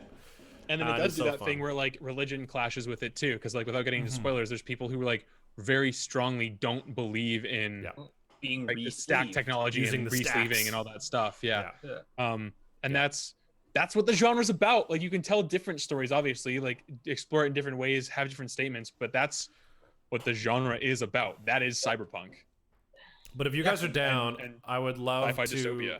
Yeah, I would love to maybe after Christmas pick a night where we can just hop on a Zoom call and just watch Blade Runner. I'll even if they're not on a streaming service, I'll buy them or whatever. I don't really give a shit. They're on Netflix. Probably Currently. And They're both on Netflix. Last I checked. I know 2049 goes on and off pretty often, but anyways, and I love to watch them because I want to see. I want to watch them and talk about them with you guys, and then I think it'd be a lot of fun. And just the second one is just so beautiful. It's just such a good looking film, and it asks so many questions, and it's just, so good. I've been wanting to watch it for a long time, so yes, I'm down. Hell yeah. I've been trying to make Sean watch it forever. In service to our corporate overlords who rule our digital world, yes, we witnessed the sacred ceremony of the Game Awards this past week. Wonderful. Oh yes. Wonderful. I have here a list that I just pulled of the winners of all the categories. We went through the nominees leading up to the Game Awards. My God, my camera. And kind of voted our own stuff. Yeah. We decided our game of the year was Ghost. Yeah. So I don't want to spend like a lot of time on this. I just want to reference it and go through the list. Mm-hmm. But then I do want to talk a little bit about some of the reveals and trailers and stuff that we got, because that's always fun. Cool. So that's what I want to spend most of this discussion on, but I feel like we should address the winners of the Game Awards. I skipped a few of the esports ones because we have like basically no frame of reference. Like when we were talking about the nominees, we are like, yeah, they exist. Cool. Sean's just happy Valkyrie won. Yeah. There you go. I will say that the winner for esports game was League of Legends, which I don't think is really surprising. Beautiful. Multiplayer was Among Us, which they are so cute. I'm so happy they won. They made me so happy. They're just so great. That little team. They were apparently originally it was the three of them, and then the lady who was on the phone, they hired her like this year, I think, after Among Us blew up to be like their community manager. Oh, nice. Because Among Us came out like last year or the year before or something, and it was just sort of sitting on Steam and nobody cared, and then it was just those three people who made it. Also, three people made that game. Live your dreams, make stuff, fucking go nuts. Have you guys? I don't know if it's on your list, Kelly, but have you guys seen the trailer for the new map? Yeah. It's on here. Holy shit! It's on here. Oh man, I'm excited. Sports racing game was Tony Hawk 1 and 2. Cool. Which I just think is cool. Sim strategy was Microsoft Flight Sim. That was a weird category we talked about. Yeah. Family game was Animal Crossing New Horizon, which I think isn't very surprising. Yeah. Fighting game was Mortal Kombat 11. Best RPG was FF7 Remake. Yeah. Action RPG or action adventure game was The Last of Us Part 2. Mm-hmm. Action game was Hades. Nice. Hell yeah. Give Sean a chance to be hyped about God, that soundtrack is so good. Also, I was so close to beating my last run. I'm mad. Got to catch Sean on stream to get all the good juicy gossip for that. There's a little plug for you, Sean. So good. Innovation in accessibility. Very pleased that this is a category going forward. Jeff Keighley was very excited about it too. Last of Us Part 2, which I think is very deserved. They have a lot of cool options there. That's right. Best VR game, Half-Life Alyx. What? Nice. No way. Right. Best community support, Fall Guys. Sick. Sure. Nice. Mobile game, Among Us again. Yep. Yeah. Fair. Debut indie game, Phasmophobia. Nice. Wow. Best okay. indie game, Hades. Nice. Yeah, it was. Games for Impact was a title called Tell Me Why. I think this is cool. This exists. You know, there's a lot of particularly indie games that are really trying to tell emotional stories or help people deal with particular traumas. Mm-hmm. And I think it's really cool that they're recognized at the Game Awards. Best performance was Laura Bailey for Abby in The Last of Us Part 2. Yeah. Nice. I think that was my vote. Hell yeah. I think it was going to be either her or Ashley Johnson. So Yeah. They, fair. I think you said it right, Kelly. They just went to a place that was. Yeah, is ridiculous. Audio design was also The Last of Us Part 2. Score and music is FF7 Remake. Yeah, I watched another podcast responding to that, and the guy Austin, the guy that does the Banner Saga soundtrack and did Austin Journey Wintory. and Is that Austin Wintry? Yeah, Austin Wintry. He was not happy with that selection. Really? I also was not, because essentially the way he was looking at it was that he was comparing it to the way they do the Oscars, and so for instance, Fellowship of the Ring was, I think, up for best score when it came out in 2001, and it won or did. I don't think it really matters, but it was nominated for best score.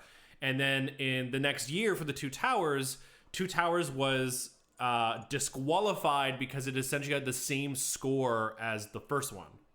So they said no, it's not allowed. Yeah, but then the following year, Return of the King won best score. And if you ask, I think it's Ron Shore that did the score for Lord of the Rings. If you ask him, yeah, he wrote the entire score for all three films during the first film. Like, that's the whole point. Is that Howard Shore. Howard Shore, thank you.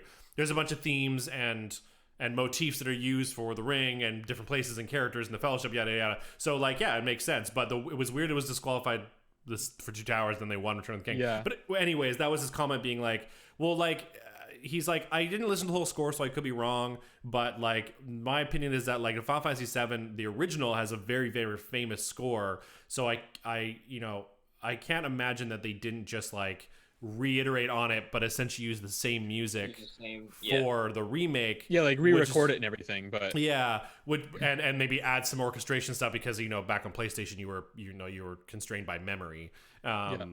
But you weren't really constrained by memory as far as music is concerned anymore on modern games. But like but like the other people in the category had like total new original stuff, like Doom Eternal, and I don't remember what some of the other games were in the category. Hades was in there. Hades was in there. There was one other one. I think Last of Us was in that. I think Ghost and Last of Us might have been in that. Ghost, I think was. I don't know about Last of Us. But like even Troy Baker in that same podcast was like, yeah, I wish Ghost won. But Hades should have won. No. And that's also next to Doom. Even over Doom. Wow, okay. Wow. Hades, okay. Hades' soundtrack gets me so pumped.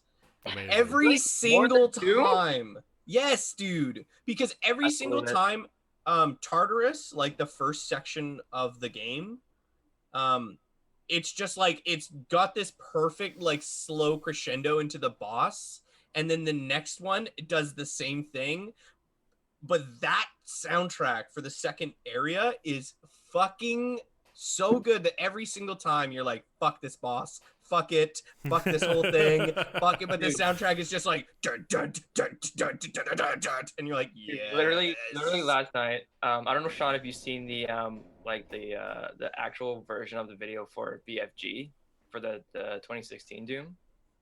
The one that make. Oh, the Video Game Awards for 2016 Doom. I don't remember like. No. The actual like video that he did like of in studio of him like. Oh yeah. All the like the sounds and everything, and literally he's playing like a 9-string like electric guitar. Yeah, dude, because he's like, I own this guitar and I was gonna sell it, but the only project it makes sense for is Doom. And then so he did it. He was like, this is extravagant. I don't need this guitar. Exactly. Yeah, it's fucking awesome. It's so good. Apparently Mick Gordon, like, just slight drama about the do you guys know the whole drama that happened with like Mick Gordon and it sucks, because like I know that he's not gonna be the composer for the next games, but his sound essentially will be, because like they can't change that quality, so they're gonna have to get someone to be like make Mick Gordon's music essentially. And it's just gonna be like, we're so sad. Well, it might be good, because like some fresh blood and maybe someone who can like, I guess, release the game on time. But like, man, when you think of Doom, you think of literally his soundtrack.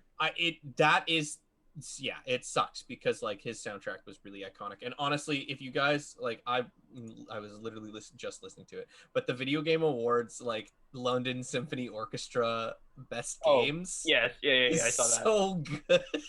Yeah, it's very good. I'm sad that the entire Doom Eternal and Hades soundtrack isn't just that, because that section of Hades actually is just fucking brilliant. It's so good. For art direction, was a win for Ghost of Tsushima, which makes me happy. Yeah. It's a gorgeous game, and the photo mode probably helped it win art direction because their photo mode is insane. Narrative was The Last of Us Part 2. Most anticipated game was Elden Ring, baby. Hell yeah. Okay, so funny. So during that same podcast I was talking about with Troy Baker and Austin Whitmer and Alana Pierce and all them. Wintry, sorry. Troy Baker had no idea what the fuck Elden Ring was. he's like, is it just me, or like this is when I heard of Elden Ring? And then Alana Pierce was like, oh, Troy. And he kind of told him what was up. It was very, very funny. That's hilarious. And then game direction was The Last of Us Part 2, which I do want to get into a little bit. And then, of course, game of the year was The Last of Us Part 2. The reason I want to get into game direction a little bit was because I saw an interesting article. It was on Forbes or Polygon, which I know are very different publications, but it's one of those, I think. And it was basically an editorial piece saying that games that have like such severe, massive crunch shouldn't be eligible to win like best game direction, because having to have crunch is a failure of management and a failure of like directing and managing your project efficiently. Interesting. And I wanted to get your guys' thoughts on that, because I think that's a very interesting take, and I kind of agree with it. Okay. I think crunch is one of those things that's like, it's yes, but also no. Like, when you have a release date, like you have to have a release date, right? So you're going to have to release your game at some point, and because you can keep working on it like forever if you wanted to, but you need to have a release date. So there needs to be a date where things are just ready by, because you need to make money so that people can buy your game, so that you can pay your people, so you can release the game so people can play it, right? All that stuff. So it makes sense that you would work harder the weeks before the game comes out, because you just want to put the last finishing touches on. And that's true for, I feel like, any industry in entertainment anyway, with strict due dates, right? So like some crunch, I get that employees would want to be like, well, dude, I got to work on Saturday because like we're almost out, and like I just need to do these 5 things so the day one patch is ready to go. And that to me makes sense, right? Like that makes perfect sense that you'd have some teams be working overtime because like your game's coming out. Like everybody else is done, so we're just waiting for these like 5 people, you know? Yeah, like I don't think there's ever going to be a scenario where like you finish a game and then people just kind of sit around and wait until the release date. It's like just because like at least with the way that our work system works and our employment system works, like that's not really a thing. Like you don't just go like, okay, well the game's finished, you guys can all just like go take a break for, you know, a month or 2 or whatever until the game releases. They're just going to continue working on it and make sure everything's working properly, regardless. So like I see that it's the same thing with serving, Kelly, and not like getting a proper break. It's kind of like a weird part of that industry, because it like, should you be given at least 15 minutes? Maybe, but like you have to be out there, you're incentivized to make money, and with the way the system is structured now, it doesn't make sense to like give you a break, because like also you're incentivized to not take one because you're tipped, right? And if you weren't tipped and you just made an hourly wage, fuck my tables, I don't give a shit. I feel I want to like go sit down and eat. Yeah, I feel like there are some larger problems with the serving industry that are hard to compare I'm using this as an example of like being in a position of that industry, right? Yeah, no, 100%. Like, which is what we were talking about the other day. Exactly. Like crunching for a year is unreasonable. It's horrendous. Well, that's my point. Like, there were people who were hoping that Last of Us Part 2 would do poorly, like who worked on the game because they wanted to like basically send the message to Naughty Dog. Like that's how bad it was.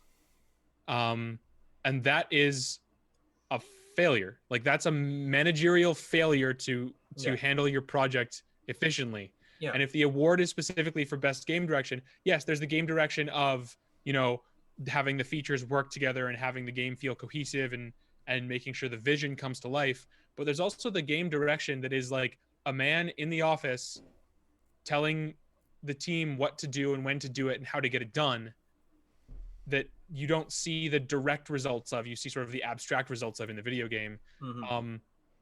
And that's part of directing the game, is directing the people as well as the project. Is efficiently making a workflow that like, doesn't overburden employees. I think that might vary on the company, right? Because like you might have a game director, but then you might also have like an employee manager who it's their job to go to the game director and go, hey, like our guys are getting crunched too much, right? Like H&R kind of a thing, right? Like it's like you're crunching the guys too much. I think we need to let up. And it's like not necessarily the game director's like direct decision or like responsibility to like track these people's hours or like whatever it is. Like obviously the better you can manage the project, the better that hopefully that turns out. But I feel like sometimes depending on how large the team is, they might be doing more than they realize that's going on. And I just don't know how that breaks down in any specific company, right? Because every company has like their own structure of who does what. That or whatever, is fair. Right? That is fair. But I think for the most part, I agree with you. Like, yeah, if you're in charge of a project, then you're also in charge of the well-being of the people involved in that project. And I think that totally makes sense. I think there's a reasonable crunch. And again, that's coming from someone who also works in another arts industry where I found myself in positions of crunch where like, yeah, it's hard work and I don't necessarily want to do it, but I also want to do it. Like, I'm like, no, yeah, like I want to get this done. There's a bunch of things that like we didn't like. It's easier to kind of like to compensate and like kind of, or not compensate, to kind of put together and kind of realize when it's like a smaller team, like it's like you as a team went, oh shit, we forgot about that thing. So yeah, let's just try and make sure that we get that done before our show this weekend. And you kind of have to crunch to kind of get that done. And that's kind of crunch that like I'm willing to do because I love what I'm doing. And if I don't get it done, then we're going to have a fucking shit show and it's just not going to be worth it anyways. And I think anytime, I think like Sean said already, like anytime you have any kind of like media like that and you have due dates, or you have a performance or whatever, it's very hard to avoid that crunch. Very hard. Crunch is kind of like dress and tech rehearsal. Like you're there, you're pulling long fucking days for those days, right? Like that's just pre-show prep, man. Like, and to an extent it makes sense, but like when you crunch people again, like can you imagine doing tech rehearsals for a fucking year? Well, that's the problem. Like The Last of Us had like terrible crunch for a very long time. Absolutely. That's like a failure of a director. If the director's like, holy shit, the show comes out in like 5 months and we're never going to be ready, we got to do 10-hour days every day, 6 days a week, you failed as a director. I don't have the script yet. The set isn't built. The set isn't built. I'm gonna get actors to do all of that and also learn their lines. Like it's just like at a certain point you're like you're not doing a good job as a director. I think allowed everybody to work this much. I think crunch is like slightly more excusable on a smaller team because you can kind of like take at least a slightly more assumption that they're kind of all on the same page and that it's a bit more of a passion project when you have like, 10, if not like, 30 but people again, or whatever all trying to do something. But I think when you ever have, you need to put larger companies under more scrutiny because they're dealing with more people, therefore it affects more people. But also if you have like evidence of like employees coming out being like, yo, this is what fucking happened for the last 6 months, fuck this shit, I think that's a pretty good reason to go, okay, well, no, you're not up for game direction. I think that's a pretty easy way you to bring do it. that up, Brandon, because like Hades is a game that won two game awards this year, and they like famously as a smaller team have a very healthy work culture. They stopped sending company emails after 5 p.m. on Friday. Everybody is required to take a minimum of 20 days off every year. for themselves. They de-incentivize crunch. They don't want you working too much. And they put out an incredible game that again won 2 game awards. And it's a smaller indie game. And that's just an interesting comparison there. And the other thing I wanted to say is that it kind of dovetails into the conversation we were having with Cyberpunk, where part of your responsibility as a game director is to avoid feature creep and to say, like, these are the things we're planning, these are the things that are reasonable to iterate on, that we learn through development, and these are things that they're not going to be in the game. And Sean, you were talking about release dates, and you need to have milestones internally, but there's no reason, again, like we were talking about announcing your game too early and then having to delay it, there's no reason to make that public and to commit to it externally until you can hit it.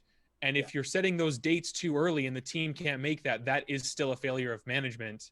Yeah, because that date didn't come out of fucking nowhere. You set that date because you deemed it financially successful, financially vibrant, I guess. Viable, right? Like, I think is the word you're looking for. Viable, yes, that is the word I'm looking for. So like you're like, okay, we're gonna release in April because like then the team is paid for X amount of time. We get this from this thing. It's before summer when people engage in the hobby more. Like, this is all the market research we've done, so April is the time. And then you're getting 2 months before April, and people are like, well, it's crunch time. And you're like, yeah, the game comes out in 2 months. We're not really ready, but we're going to crunch at it. And then you're like, we're going to delay it, but keep working that hard. And then they're like, oh, okay, sure. June, everybody. Okay, well, we'll crunch until June. That's 4 months. That, it's rough, but we're a team. We're going to do it. Except it was September. Yeah, except it's September, and we're going to crunch all the way through in that. And then you're like, okay, all right, sure. And we're still working 6-day weeks? Well, only if you want to. Oh, no, it's mandated by your management? Oh, okay. So I lose my job if I don't. Oh, okay, cool. Yeah. Cool. Yeah. It's a conversation Sean and I were having the other day, and I was trying to... essentially, like, I think that if you're in any position to make a choice in these scenarios, that you should hopefully make the choice that keeps people healthy and feeling good. But regardless, I think I was just trying to say to Sean in one of our conversations that, like, at the end of the day, there are a lot of fucking external pressures and weird shit going on, and the system itself develops that due to, whether it's, expectations of employees and contractors, whether it's the investors and the money involved, right? Because you have project managers who have, like, fucking, a lot of money on the line when someone goes, hey, like, I gave you, like, fucking $10 million to release this game, and now it's holiday 2020, and your game isn't ready yet, but I need my investment back. Like, what the fuck's going on, right? And so, like, it's a shame that the system creates the harsh environment, which creates the fucking bullshit that happens. It's not an excuse by any means, but I think it's at least something to be aware of, that, like, a lot of these project managers and game directors are under a lot of stress, especially if they take on too much and they more than they could chew, kind of a thing. Mm-hmm. But it's like you said, right? Like, they're also responsible for, like, the safety of their team and looking after their team. And so they're the one who, the buck stops with them. They're the one who has to turn to the money people and say, look, we're making the thing, but we need more time, or we need whatever. Like, that's part of the job. You have to be willing to do that. Yeah. Like, oh, we pushed too early, and this is just, we can't release this game in the state. It's just, and especially, I think, despite the leaks, which definitely hurt it ahead of time, I think that it was a fairly safe bet that The Last of Us 2 was going to sell well, just on the pedigree. Like, that was a game that could have afforded to delay for the well-being of its people and still sold very well and still made its money back. I'm sure there are some smaller titles and things, but, like, fuck, dude, how, like, with this culture, how badly do you have to fuck up? Like, Assassin's Creed still sells, like, better and better every time, and people are just like, wow, Assassin's Creed is terrible. Yeah, but it still sells. Like, AC Valhalla was the best-selling Assassin's Creed game at launch. Like, you have to really fuck up to not have people buy your game, and they really could have afforded to wait. They would have done fine. People like video games, and they'll buy them regardless. Like, there are shit games on Steam you can buy for $5, and people still buy it. It looks like garbage, and you look at it and you're like, this looks like absolute shit. I'm going to play it. Yeah.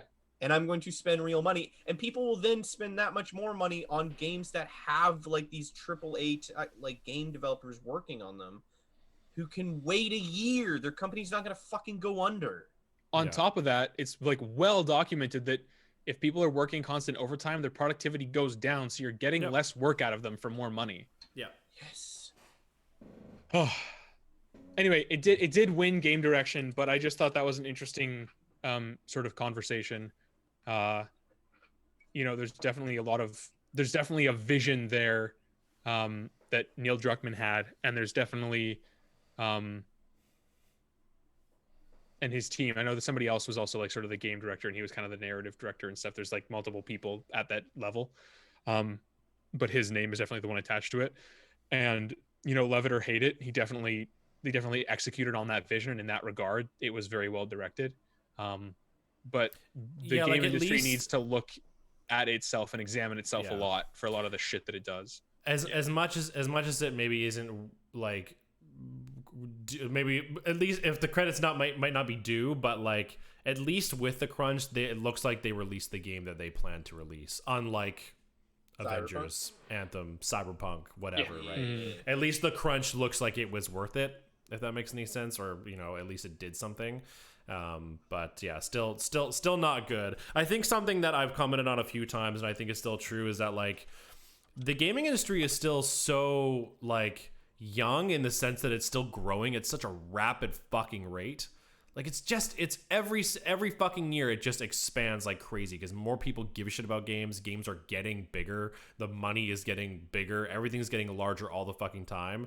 And we're still learning, and I think on top of that, like with it being so young, and I'd argue right now that a lot of the world is going through a bit of like an employment revolution as far as like, and we have been for the last few years, kind of going like, okay, so like how many hours should I be working a week, and like what actually pertains to like a stressful job and stuff like that, right?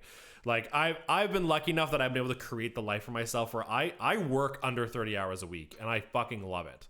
I have the time to do this shit with you guys and play my video games and all that kind of stuff. And I just wish, but I still feel like I work. Like I don't feel like I have it easy by any means. Like I still like get to the end of the week and I'm like, fuck, like holy shit, like I worked my fucking ass off, but I'm working like 20% less hourly than anyone else. Well, it's worth pointing out, we like to talk about it a lot, but like we made everything up, and like the 40-hour work week isn't like some cosmic truth that was handed down to us from the seer on the mountaintop. Like we made up the 40-hour work week. Yeah. Yep.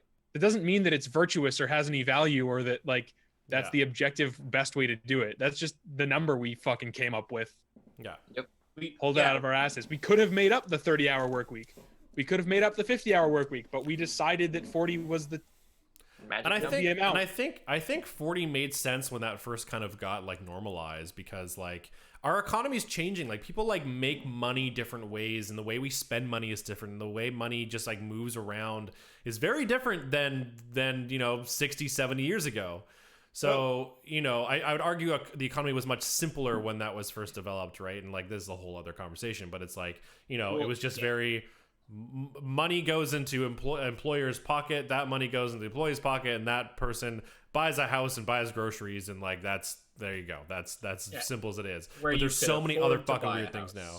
You can afford to buy a house, minimum wage, right? And I'd argue people like I don't know, there's like I'd argue there's almost like less to do. So it was like like I go to my job like 9 to 5 because like I don't know, like I enjoy my job and I go for 8 hours a day, and then I come home and hang out with my family and have dinner and rinse repeat. But like it's just different now. It's very different now. Very, very different. I mean, a lot of people hated their jobs too. Just a lot of people. No, 100%. Yes, 100%.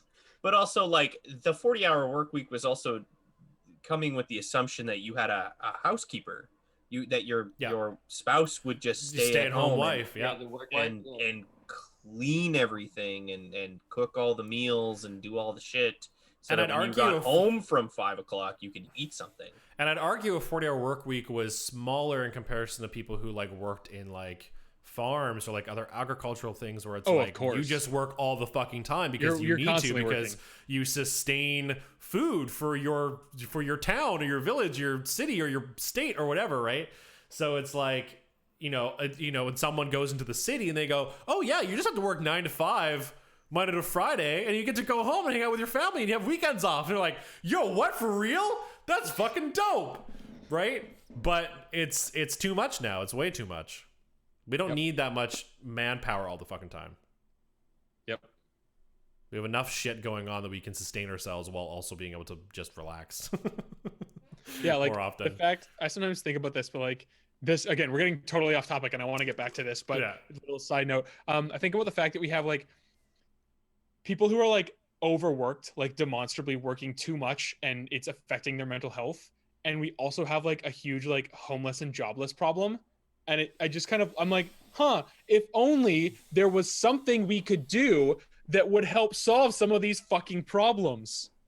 And then you have like fucking like rich people who like just sit on their like interest on like whatever investments they have or whatever. And you're like, how is this fair at all?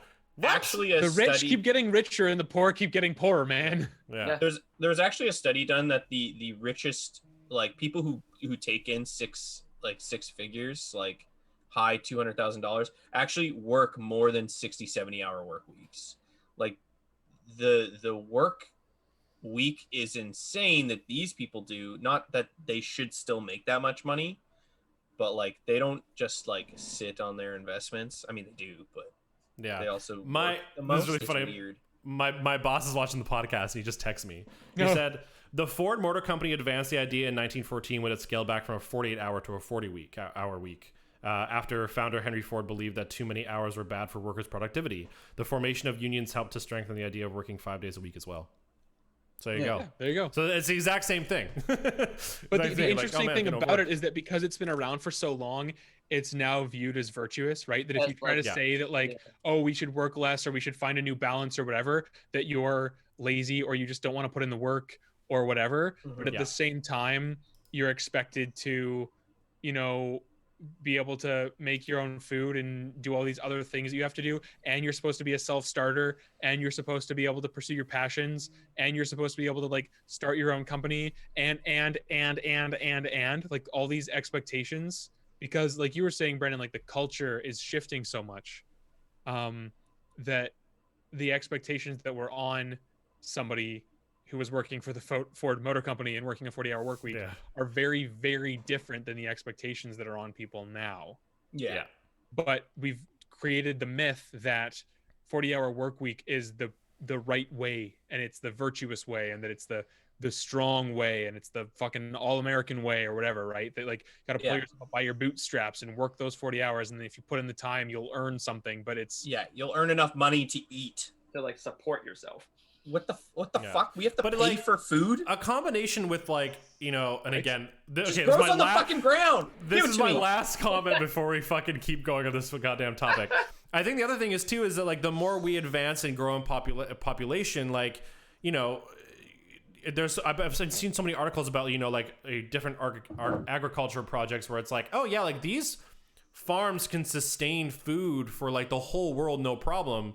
But you don't need any more people to work on those farms. So you just have more people that just kind of should be able to just eat because it's already being done kind of a thing, right? Like there's just food, there's food to go around, but we're still expected to work and supply more, right? Like why can't we then just go alleviate some of those farmers and like everyone have like a shorter work week and like we all just do a little bit of that task kind of thing, right? We're so worried about like machines and automation, like stealing jobs, that we haven't figured out like how do we structure the new society when there are just less jobs?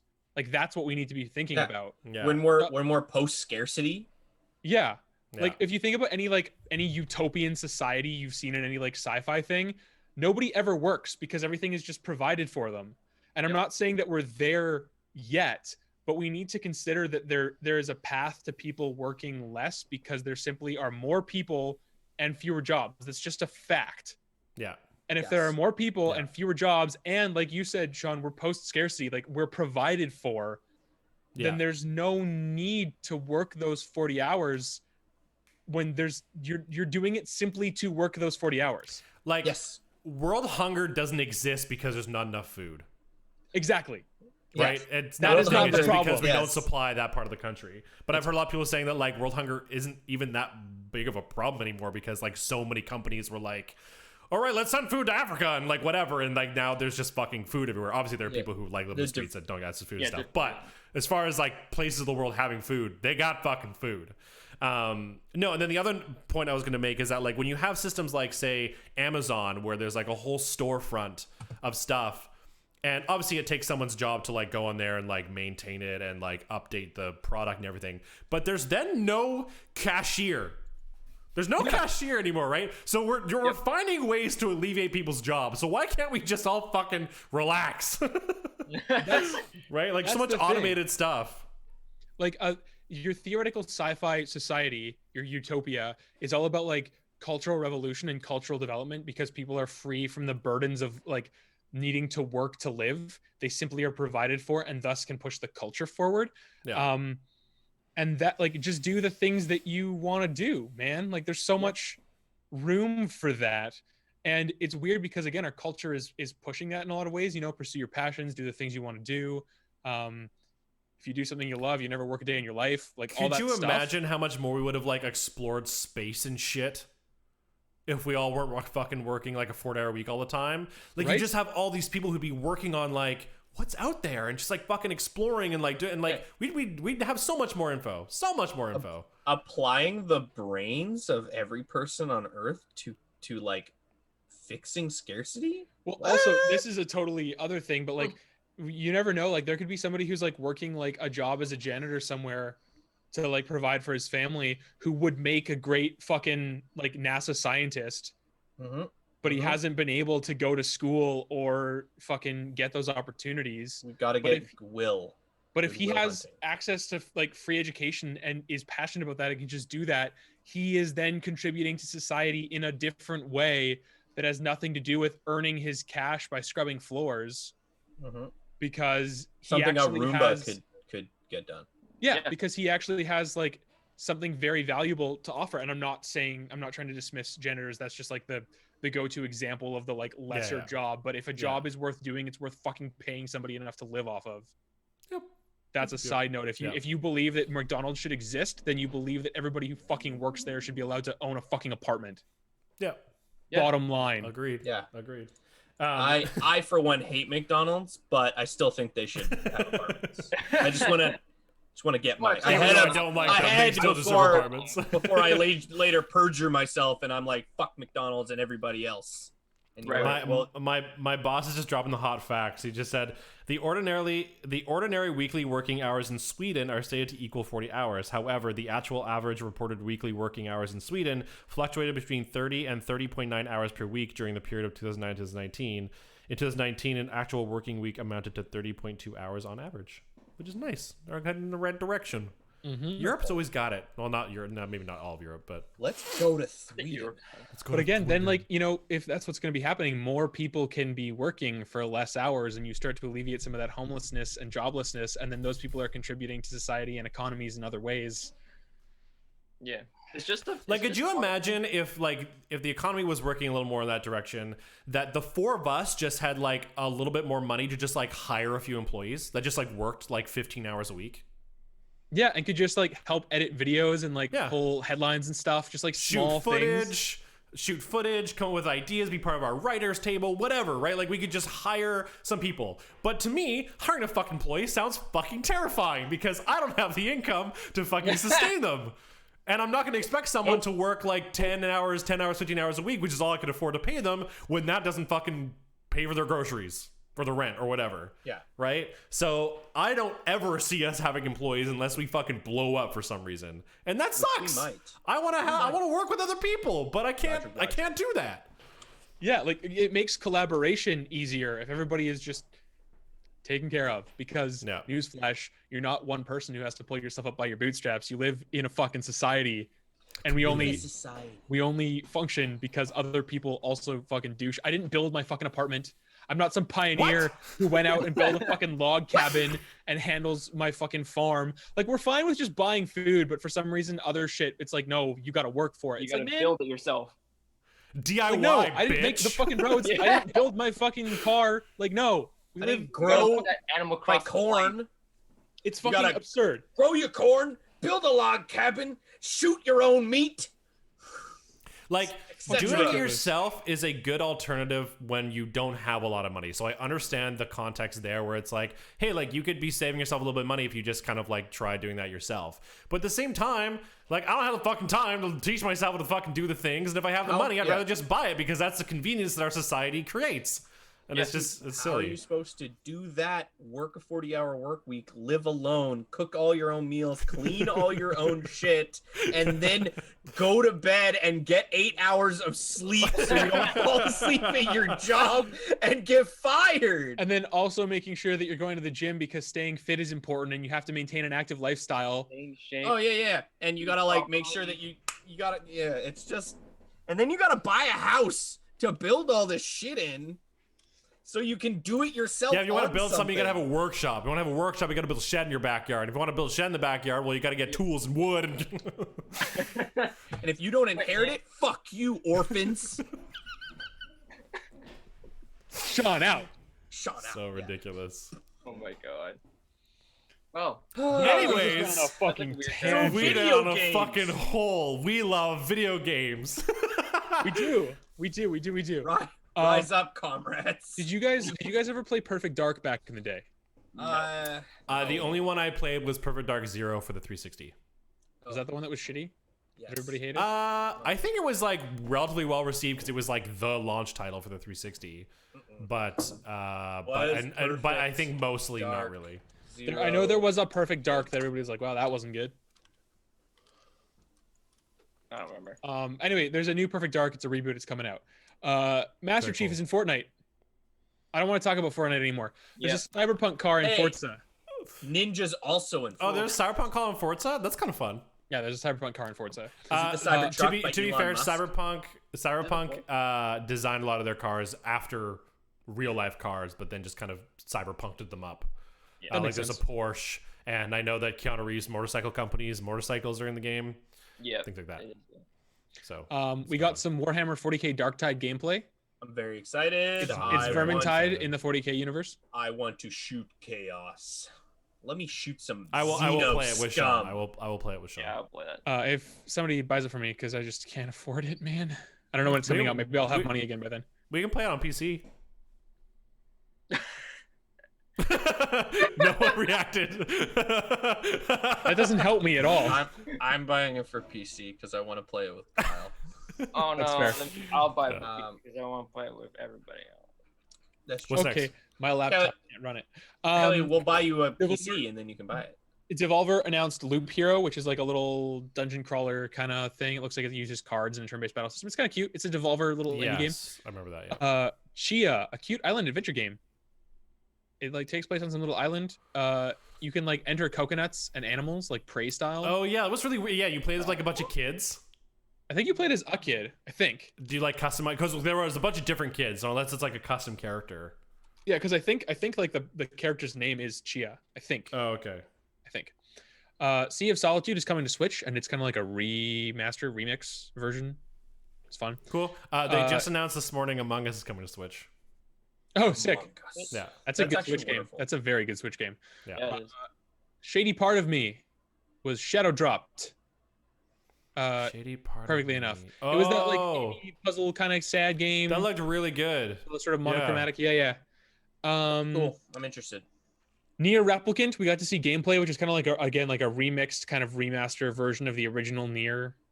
Yeah. Which came out in like 2010. Yeah. And then Nier Automata was like fucking huge. So now they're going back and like letting people play the first one if they missed it.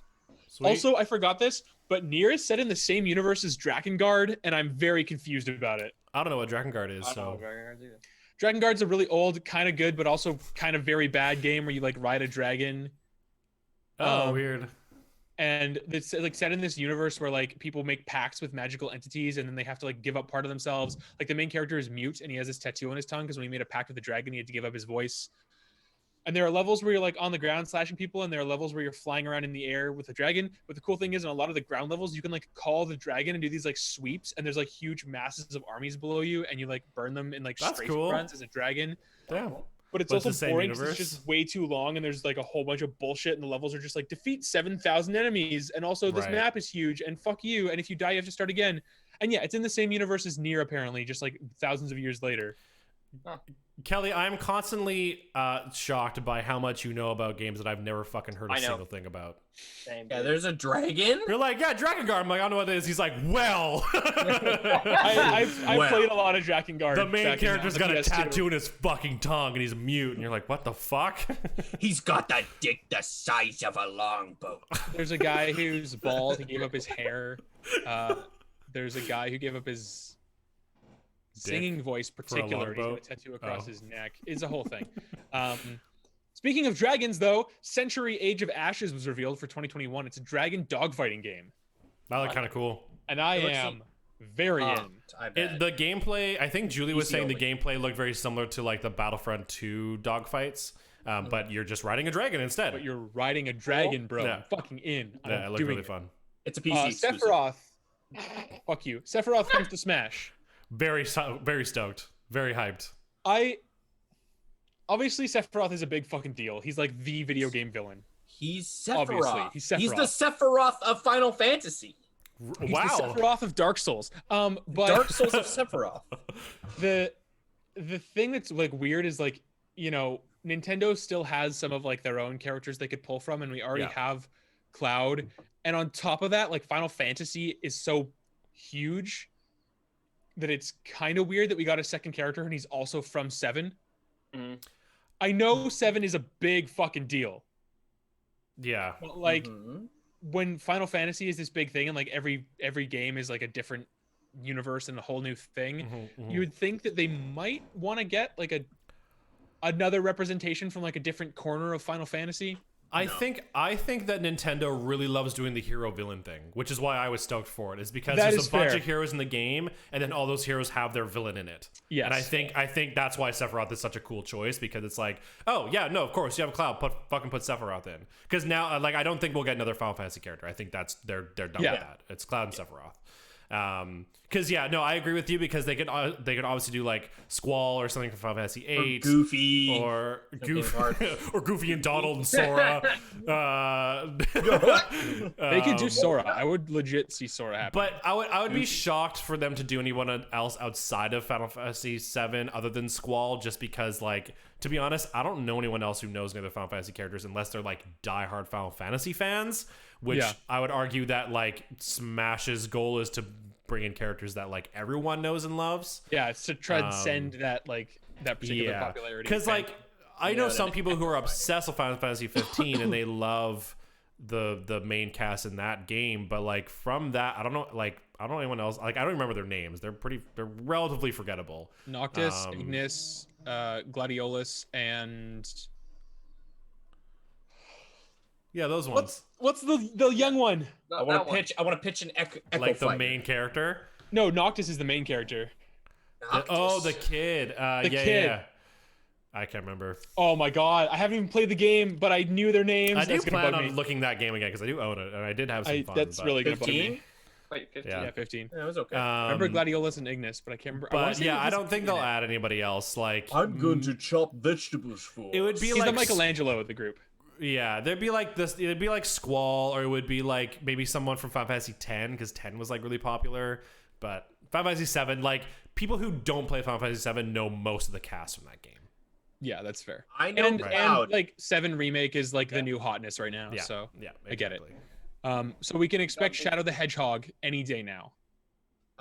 Shadow the Hedgehog or Eggman. No, I'd actually love Dr. Robotnik.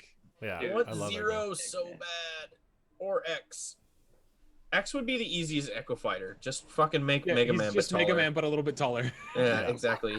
Yeah, and like with a few different specials, maybe. Yeah, exactly. He doesn't have Leaf, and he wouldn't have whatever, but you could have everything else pretty much. Yeah, and you can just skin them as like X weapons. Yeah, Smash Bros wants to make those showdowns. That's what they want to do, right? So it's like, oh, you have Cloud? Yeah, I want to fucking fight against Sephiroth. Are you fucking kidding? Hell yeah. But I want to play as Sephiroth, right? So yeah. So it's just gonna be Sephiroth dittos. That's all stoked. it's gonna be. I'm stoked. I'm waiting for the next reveal. Minecraft Creeper. Coming this week. Back for Blood.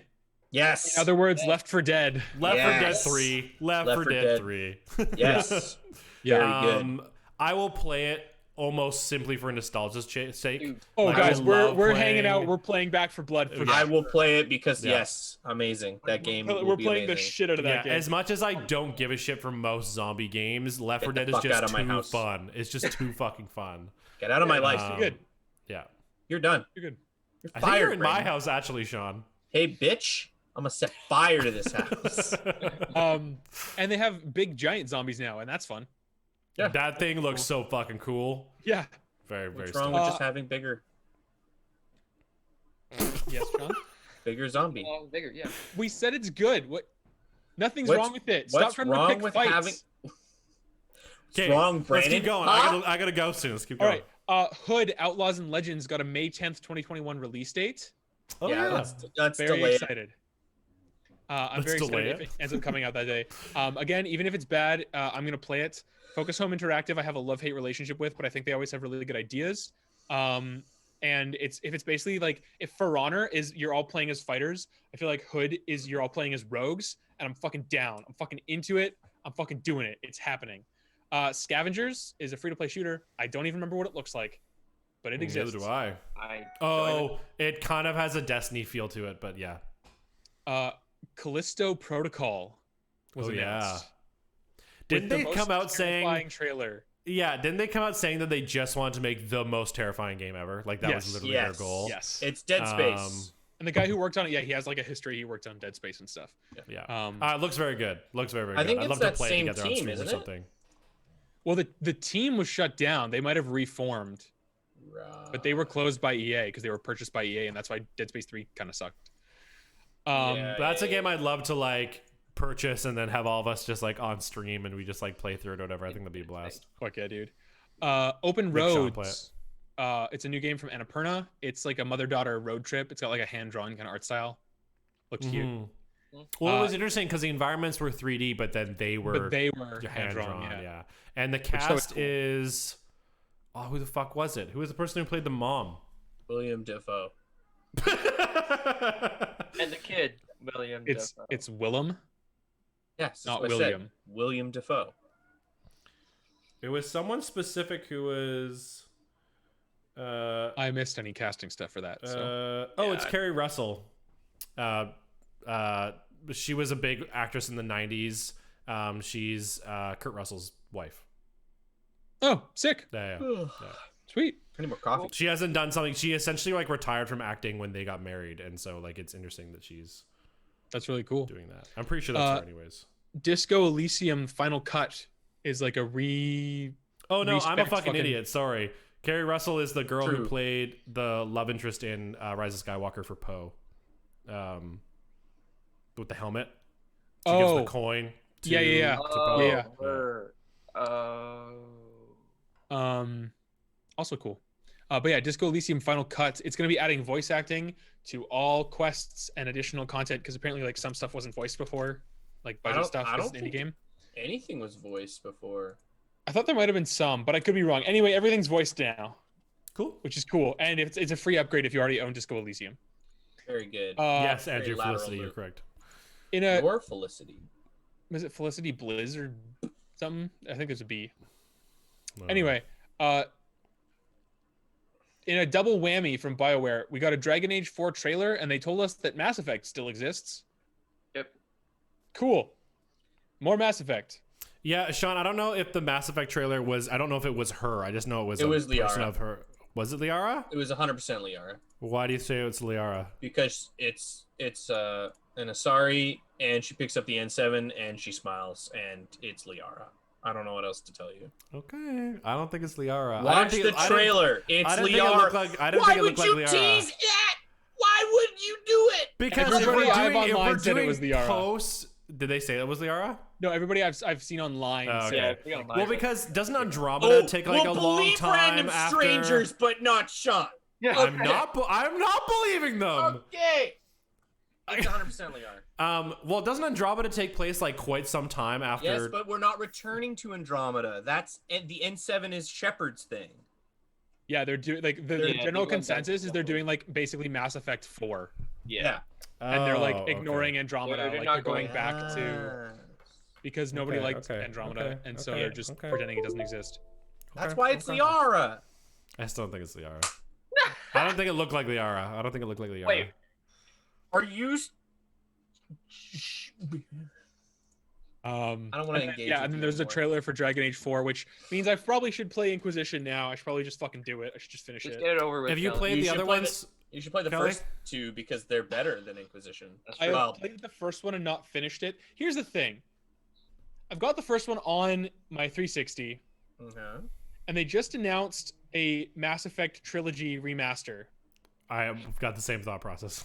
And I really want them to do that for Dragon Age because I don't really want to go back to the 360, but I want to finish the first Dragon Age, and I'm willing to restart it if they remaster it and it just looks prettier but is the same game. I'm willing to do that. Because I probably wouldn't remember what the fuck is going on in my playthrough anyway, because it was fucking years ago that I started playing that game. But I want to play it, but not on my 360. So just tell me there's a remastered fucking cool version coming out, and I'll do it. I'll buy it. I'll play it. Do you have your 360 set up at all? It's right there. It's plugged in. Just play it. Just do it. It's ready to go. Do it, Kelly. Looking at it right now. Fuck. You'll play older consoles than that. Yeah. What the fuck gives? Because playing on like a Sega Genesis is like, it's cool. It's like 2D fucking pixel art. It's dope. Playing on a 360 is just like a muddy verse full of polygons and all that good shit. It's polygons and bad textures, and fucking it doesn't have HDR support, and it's bad. I mean, I don't know. I went back and played the Mass Effect series. It was great. I had a fucking great time. Games look bad. Now they'll look good later. They'll look good later. It's a fantasy game. It's not a middle-aged game. Right? It takes place in a completely different universe than ours. Your face. Endless Dungeon had like that band in the trailer, and they died and they come back. It's like a roguelite dungeon crawler twin stick shooter co-op game. Yeah. Look fun. I'm in. Yeah. I'm fucking down. We got Crimson Desert gameplay. Oh my god. Giving me like harsh Dragon's Dogma vibes. And I feel like it's basically because it's the same people who made Black Desert Online, right? I feel like it's basically them going, let's just make a single player story RPG instead of an MMO. But it's an MMO. Is it? I'm pretty sure. Pretty sure they said something about it. I didn't think it was an MMO. Is Crimson Desert an MMO? Crimson Desert is an MMO that clearly builds on the strengths of Black Desert Online with a much bigger emphasis on single player and storytelling. Fuck! It looks so good. It's fucking unreal. I'm less. It might be more of like an Anthem style where it's like instances where it's like you invite like 4 of your friends to come in and like play with you, but beyond that, it's not like a MMO world traditionally like say WoW is or whatever. Action gameplay, I could fuck with that. It looks. I think it is good. It looks really good. There's a lot of wrestling, and there's I love that. And I'm down for some wrestling. I love Wrestle how boys. Much you're like, I'm gonna have this sword, but instead I'm gonna clothesline this dude and drop there's also my like elbow on him. Dragon riding and shit in it. Hardcore Dragon's Dogma vibes. Also, still so good. Dragon's Dogma 2 whenever that comes out. But yeah, that looks fucking sick. We don't have a release date yet. No, but this is the first time we saw gameplay. True. Swedish Chef is in Overcooked because my boss just followed us. Thanks, Tyler. Oh, thanks, man. For some reason, Jeff Keighley really likes the Muppets, and he just keeps bringing them on stage. Really? That's funny. I missed that. That's they were on stage last time, and there was a Swedish Chef bit this time because they announced Swedish Chef in Overcooked.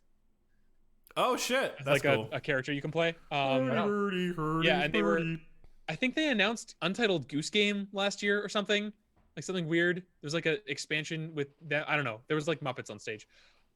Season was announced where you ride a bike. It's got like Studio Ghibli visuals. I was very intrigued by Season. Very pretty. Almost, explicitly because of how good it looked. And then the line near the end where he's like, my grandparents lived for thousands of years. My parents lived for hundreds, and I have one season. And I'm like, what? What does that mean? What the fuck is that? What is that Very about? Intriguing world. Yeah. Less intriguing, but also confusing. Arc 2 was announced with a very long Vin Diesel cutscene. I love Vin Diesel. Look, and I love how much Vin Diesel stabs dudes as much as the next man. He wrestled so much, and then also dinosaurs. That cutscene was rough. It's bad. What? It's really bad. Hey, That you was leave it alone. very It's in rough. 14 frames per second. It tried its best. It tried, bad. Kelly. It's not It's its bad. fault it didn't have the frames. But I am weirdly super stoked about the Arc animated series. Yes. That was a is thing? correct. Oh, interesting. Yeah, they man. announced the Arc animated series, Dude, They, that they cast had is to take killer. all those frames and put them in that show. and That's the cast is fucking huge. Dude, bro. that's huge. I'm gonna see if I can find it really quick because I forgot to pull it up before this.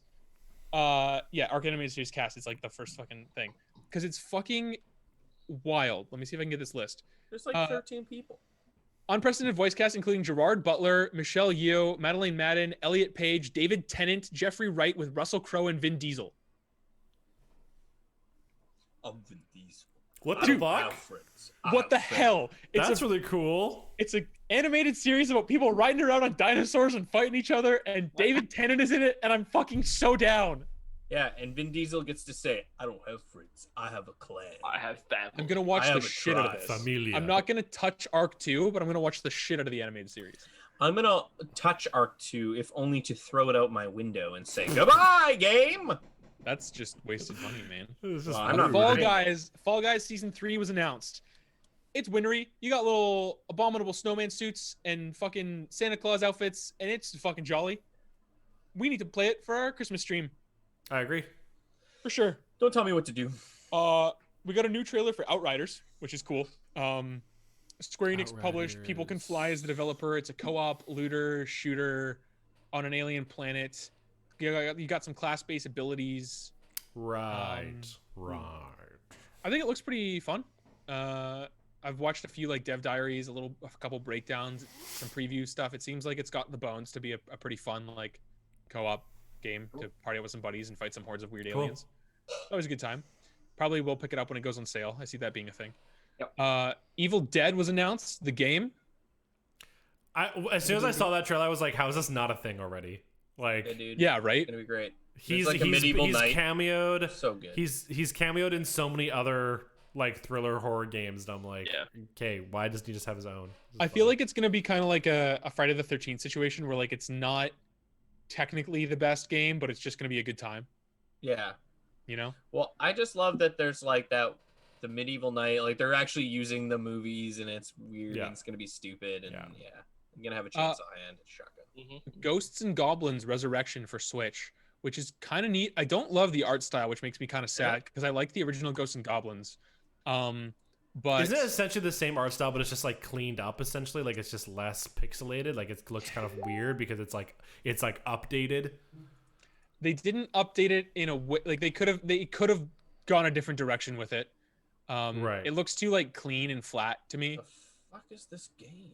But Ghosts and Goblins is like an old school game from like the Super Nintendo days. Yeah, it sure looks old school. And there's a new one that's like coming out for Switch, which I'm stoked that it's coming out because Ghosts and Goblins is really fun. It was a really hard ass fucking fuck you platformer back in the day that would kill you.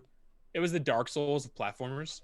But yeah, we got a new trailer for Returnal, Hell yeah. which So excited. looking spoopy. We got to see you jumping around and shooting, doing some jump and shoot. Groundhog Day death loop. It Takes Two got a gameplay reveal, and I'm very, very excited. Sam and I have already decided we're gonna play this fucking game together. It looks cute.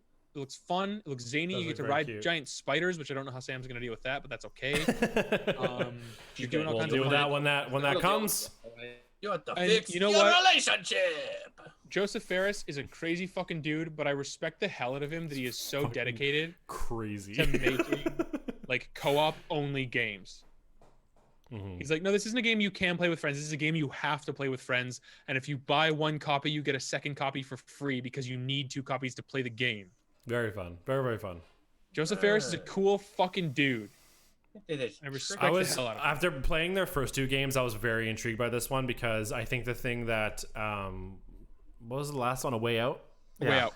A Way Out. Before that, brothers. It was Brothers, very, you yeah, tell it yourself, Brothers. yeah. Brothers you could technically play by yourself because it was like I played it with Julie. Who did I played play with it Julie. Yeah, we like held each other side of the controller. But A Way Out was just like a little flat as far as gameplay was concerned.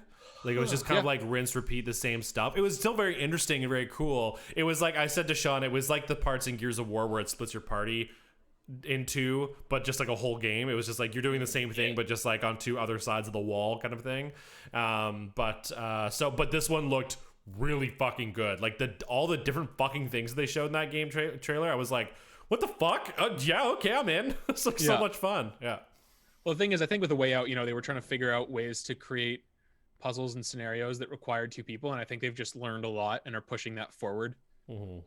Even simple stuff, like I liked, when you're first breaking out of the prison, you have to like pass stuff back and forth across your cells, but you have to wait till nobody's looking, and you both have to like move the analog stick to like go and grab it, and like so like it's not just the gameplay, it's like kind of making you talk to each other, which I really liked. And I'm just excited to see them do another one, and the fact that it's about like a couple who's trying to fix their relationship, and it's got like this like mystical journey, like you've been transformed until you can fix your shit.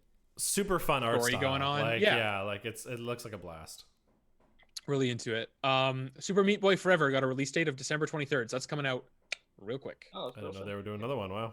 Oddworld Soulstorm got a spring 2021 release date. I think while we were watching it, we were kind of like, yeah, Oddworld is a thing, and there's more of it. Sick. Cool. I have some nostalgia for it because I played it a little bit, but I never finished it or got in depth with it. But I always like whenever I see it, I'm like, Oddworld. Elder Scrolls Online got an Oblivion expansion announced. Cool. I think Elder Scrolls Online has now gone to all the places from the games. Yes. Are they in Skyrim?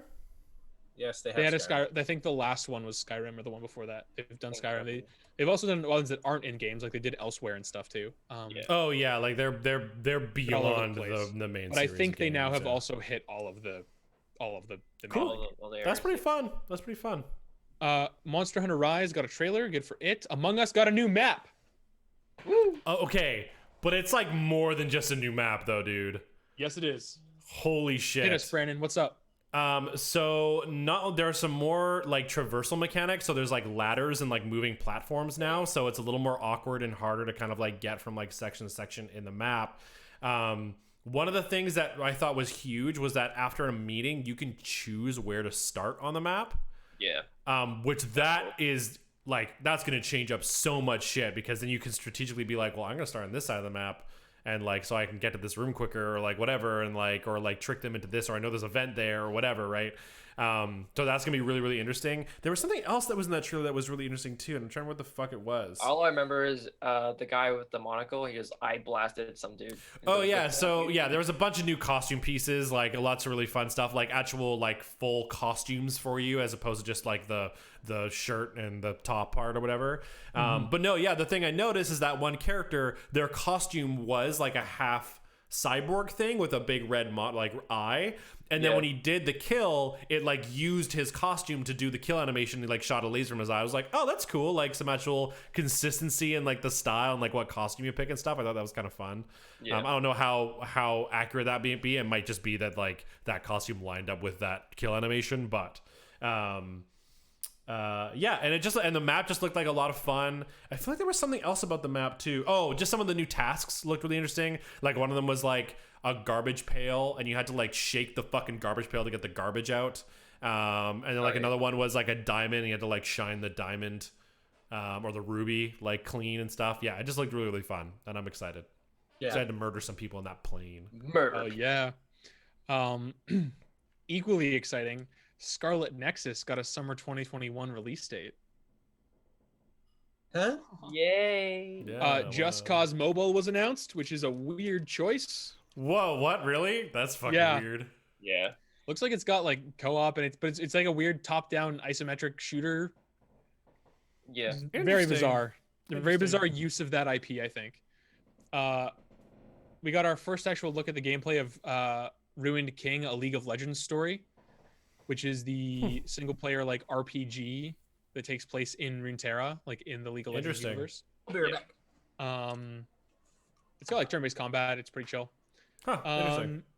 Yeah, I think that's all of the big hits from the Game Awards 2020 announcements and new trailers and new looks at stuff. That was the Game Awards, lads. That was Hell yes. Hell yes. Yeah, good stuff. Nothing huge. I think everyone was hoping for that fucking Elden Ring trailer, but it didn't happen. But There have been some sources saying that it's kind of funny. So there have been some sources that have been saying you will not be waiting months and months for something new for Elden Ring. Apparently, we're going to be expecting something probably early in the new year. I expect January or February probably. I don't know if there's an event or something I'm not thinking of in the early year. Oh, when's BAFTA? I was going to say when's in January? too. PAX is usually in March, I think. Oh, it's PAX in March? Yeah, I think BAFTA's in January though, because I think, if I remember correctly, the last BAFTA was in January. But no, there's like a joke in the Elden Ring subreddit where it's like, yeah, it's not months and months, and then there's like newcomers and they're like, yeah, it's gonna be weeks and weeks, and then it's like old hollows and they're like, it's gonna be years and years. Oh shit! Okay, I'm way off. PAX is in fucking June. Oh whoa. Well, wait. Is that PAX East or PAX West? Yeah, PAX East or PAX West. That's PAX East. I think PAX West is in March. PAX West also looks like it's June. Oh, weird. Huh. When's BAFTA? That do they normally have like video game stuff at BAFTA? I think they do. Yeah, it's usually a pretty big deal. April. Okay. I don't know. Anyways, I'm excited for Elden Ring at some point, but I don't know when. Yeah, man. I'm just, you know what they're gonna do? They're gonna say in February. They're gonna be like, yeah, it comes out in 2 weeks. Here you go. It's coming out in March. I fucking hope so. Let's I fucking really go. hope they do that. Like, holy shit. Because they're like, we don't need to fucking. Everyone's gonna buy it. We don't need to hype it. We don't need to have a bunch of marketing bullshit. Here's the fucking game. Here you go. Yeah. Because if any company would do that, From Software would do that, man. That's true. Yeah. Like, no, it's true. It's true. From Software is now the ideal gaming company. Fuck yeah, you, From Software. Red. From Software is the new CD Projekt Red. From Software. Don't say anything about your game for over a year. And they do. And just fucking do that. Well, because like we know it exists. Like as much as it's exciting to see new stuff, like wait until you can tell me that it comes out in 2 weeks. You know what I mean? Like, yeah, I agree. I'm gonna buy it when it comes out. The entire fucking internet is gonna buy it when it comes out. So like they don't really need to. Anybody who's interested in that game already knows about that game. Tell me you're making it so that the subreddit can just fucking build on your lore and everything for you. Yeah. Elden Ring. Yeah. We'll just build and then just tell me when it's ready to go. When it's ready to go. It will never be ready. Yeah, I think that's everything for today. I should probably get going soon. We got our big Christmas stream. Yeah, baby. This weekend. Very exciting. 20th? I'm gonna plug a couple different things. So on Saturday the 19th, I'm doing a music stream, and I'll be doing it on the company I work for's Facebook page, Deep Cove Music. You're welcome to go over there and check it out. And I'll be doing some Christmas songs and stuff, and just doing some fun live stream stuff. So if anyone feels like coming and checking that out, it'll be a blast. But then on the Sunday, we got our big Christmas charity stream. Our what is it? Oh, game, all ye faithful. Hey. Yeah. Charity stream, and we're trying to raise $750 US, and we're gonna be playing Jackbox games. We're gonna be playing fucking Fall Guys. We're gonna be fucking playing Overwatch, Overcooked, doing all the good stuff. I had a couple people who said they might want to come hang out with us for some Jackbox and stuff at the beginning, which is fucking dope, and then we'll move on to fucking our games and shit. And yeah, I'm fucking excited. There is gonna be some wacky shit going on during the stream. I'm just gonna say that right now. I have some weird shit planned. There's gonna be some donation goals. There's gonna be confetti. There's gonna be eggnog. There's gonna be Christmas decorations. I will leave it at that. It's gonna be fun. Which means y'all got to come to the stream and see what this guy's talking about. See what kind of crazy shenanigans. Oh my God, you gotta come down to this stream. Y'all got to come see what kind of crazy shenanigans that. You wanna come down to the stream and see Come to the Christmas I'm gonna chug a whole fucking thing of eggnog. Come to the Christmas place. It's cold. I'm so cold. It's so fucking cold. I'm so cold. Nice. I love how you flip the mic down, but that's not the mic you use, is it? I know. That's the joke. I've just been playing with my microphone off my headset. Just everyone's just like fun. I'm just like. I'm very fidgety, so I need something to like fuck around with, and this is what I got. What did Sean? What'd you, Sean? What? I got Anyway, my mic right here. thank you everyone for spending another Tuesday morning melded into the afternoon with us as we talk about all kinds of random shit and get on weird tangents. The absolute prime time of 11:30 Tuesday to 2:30 Tuesday. It's 2:00, but yeah. So thank you. Stay on. Thanks for hanging out with us. We will see you guys next for our Christmas charity stream that we're doing. Bye. Until then, stay safe, wear a mask, wash your hands, and be good. Bye-bye, everybody. Bye.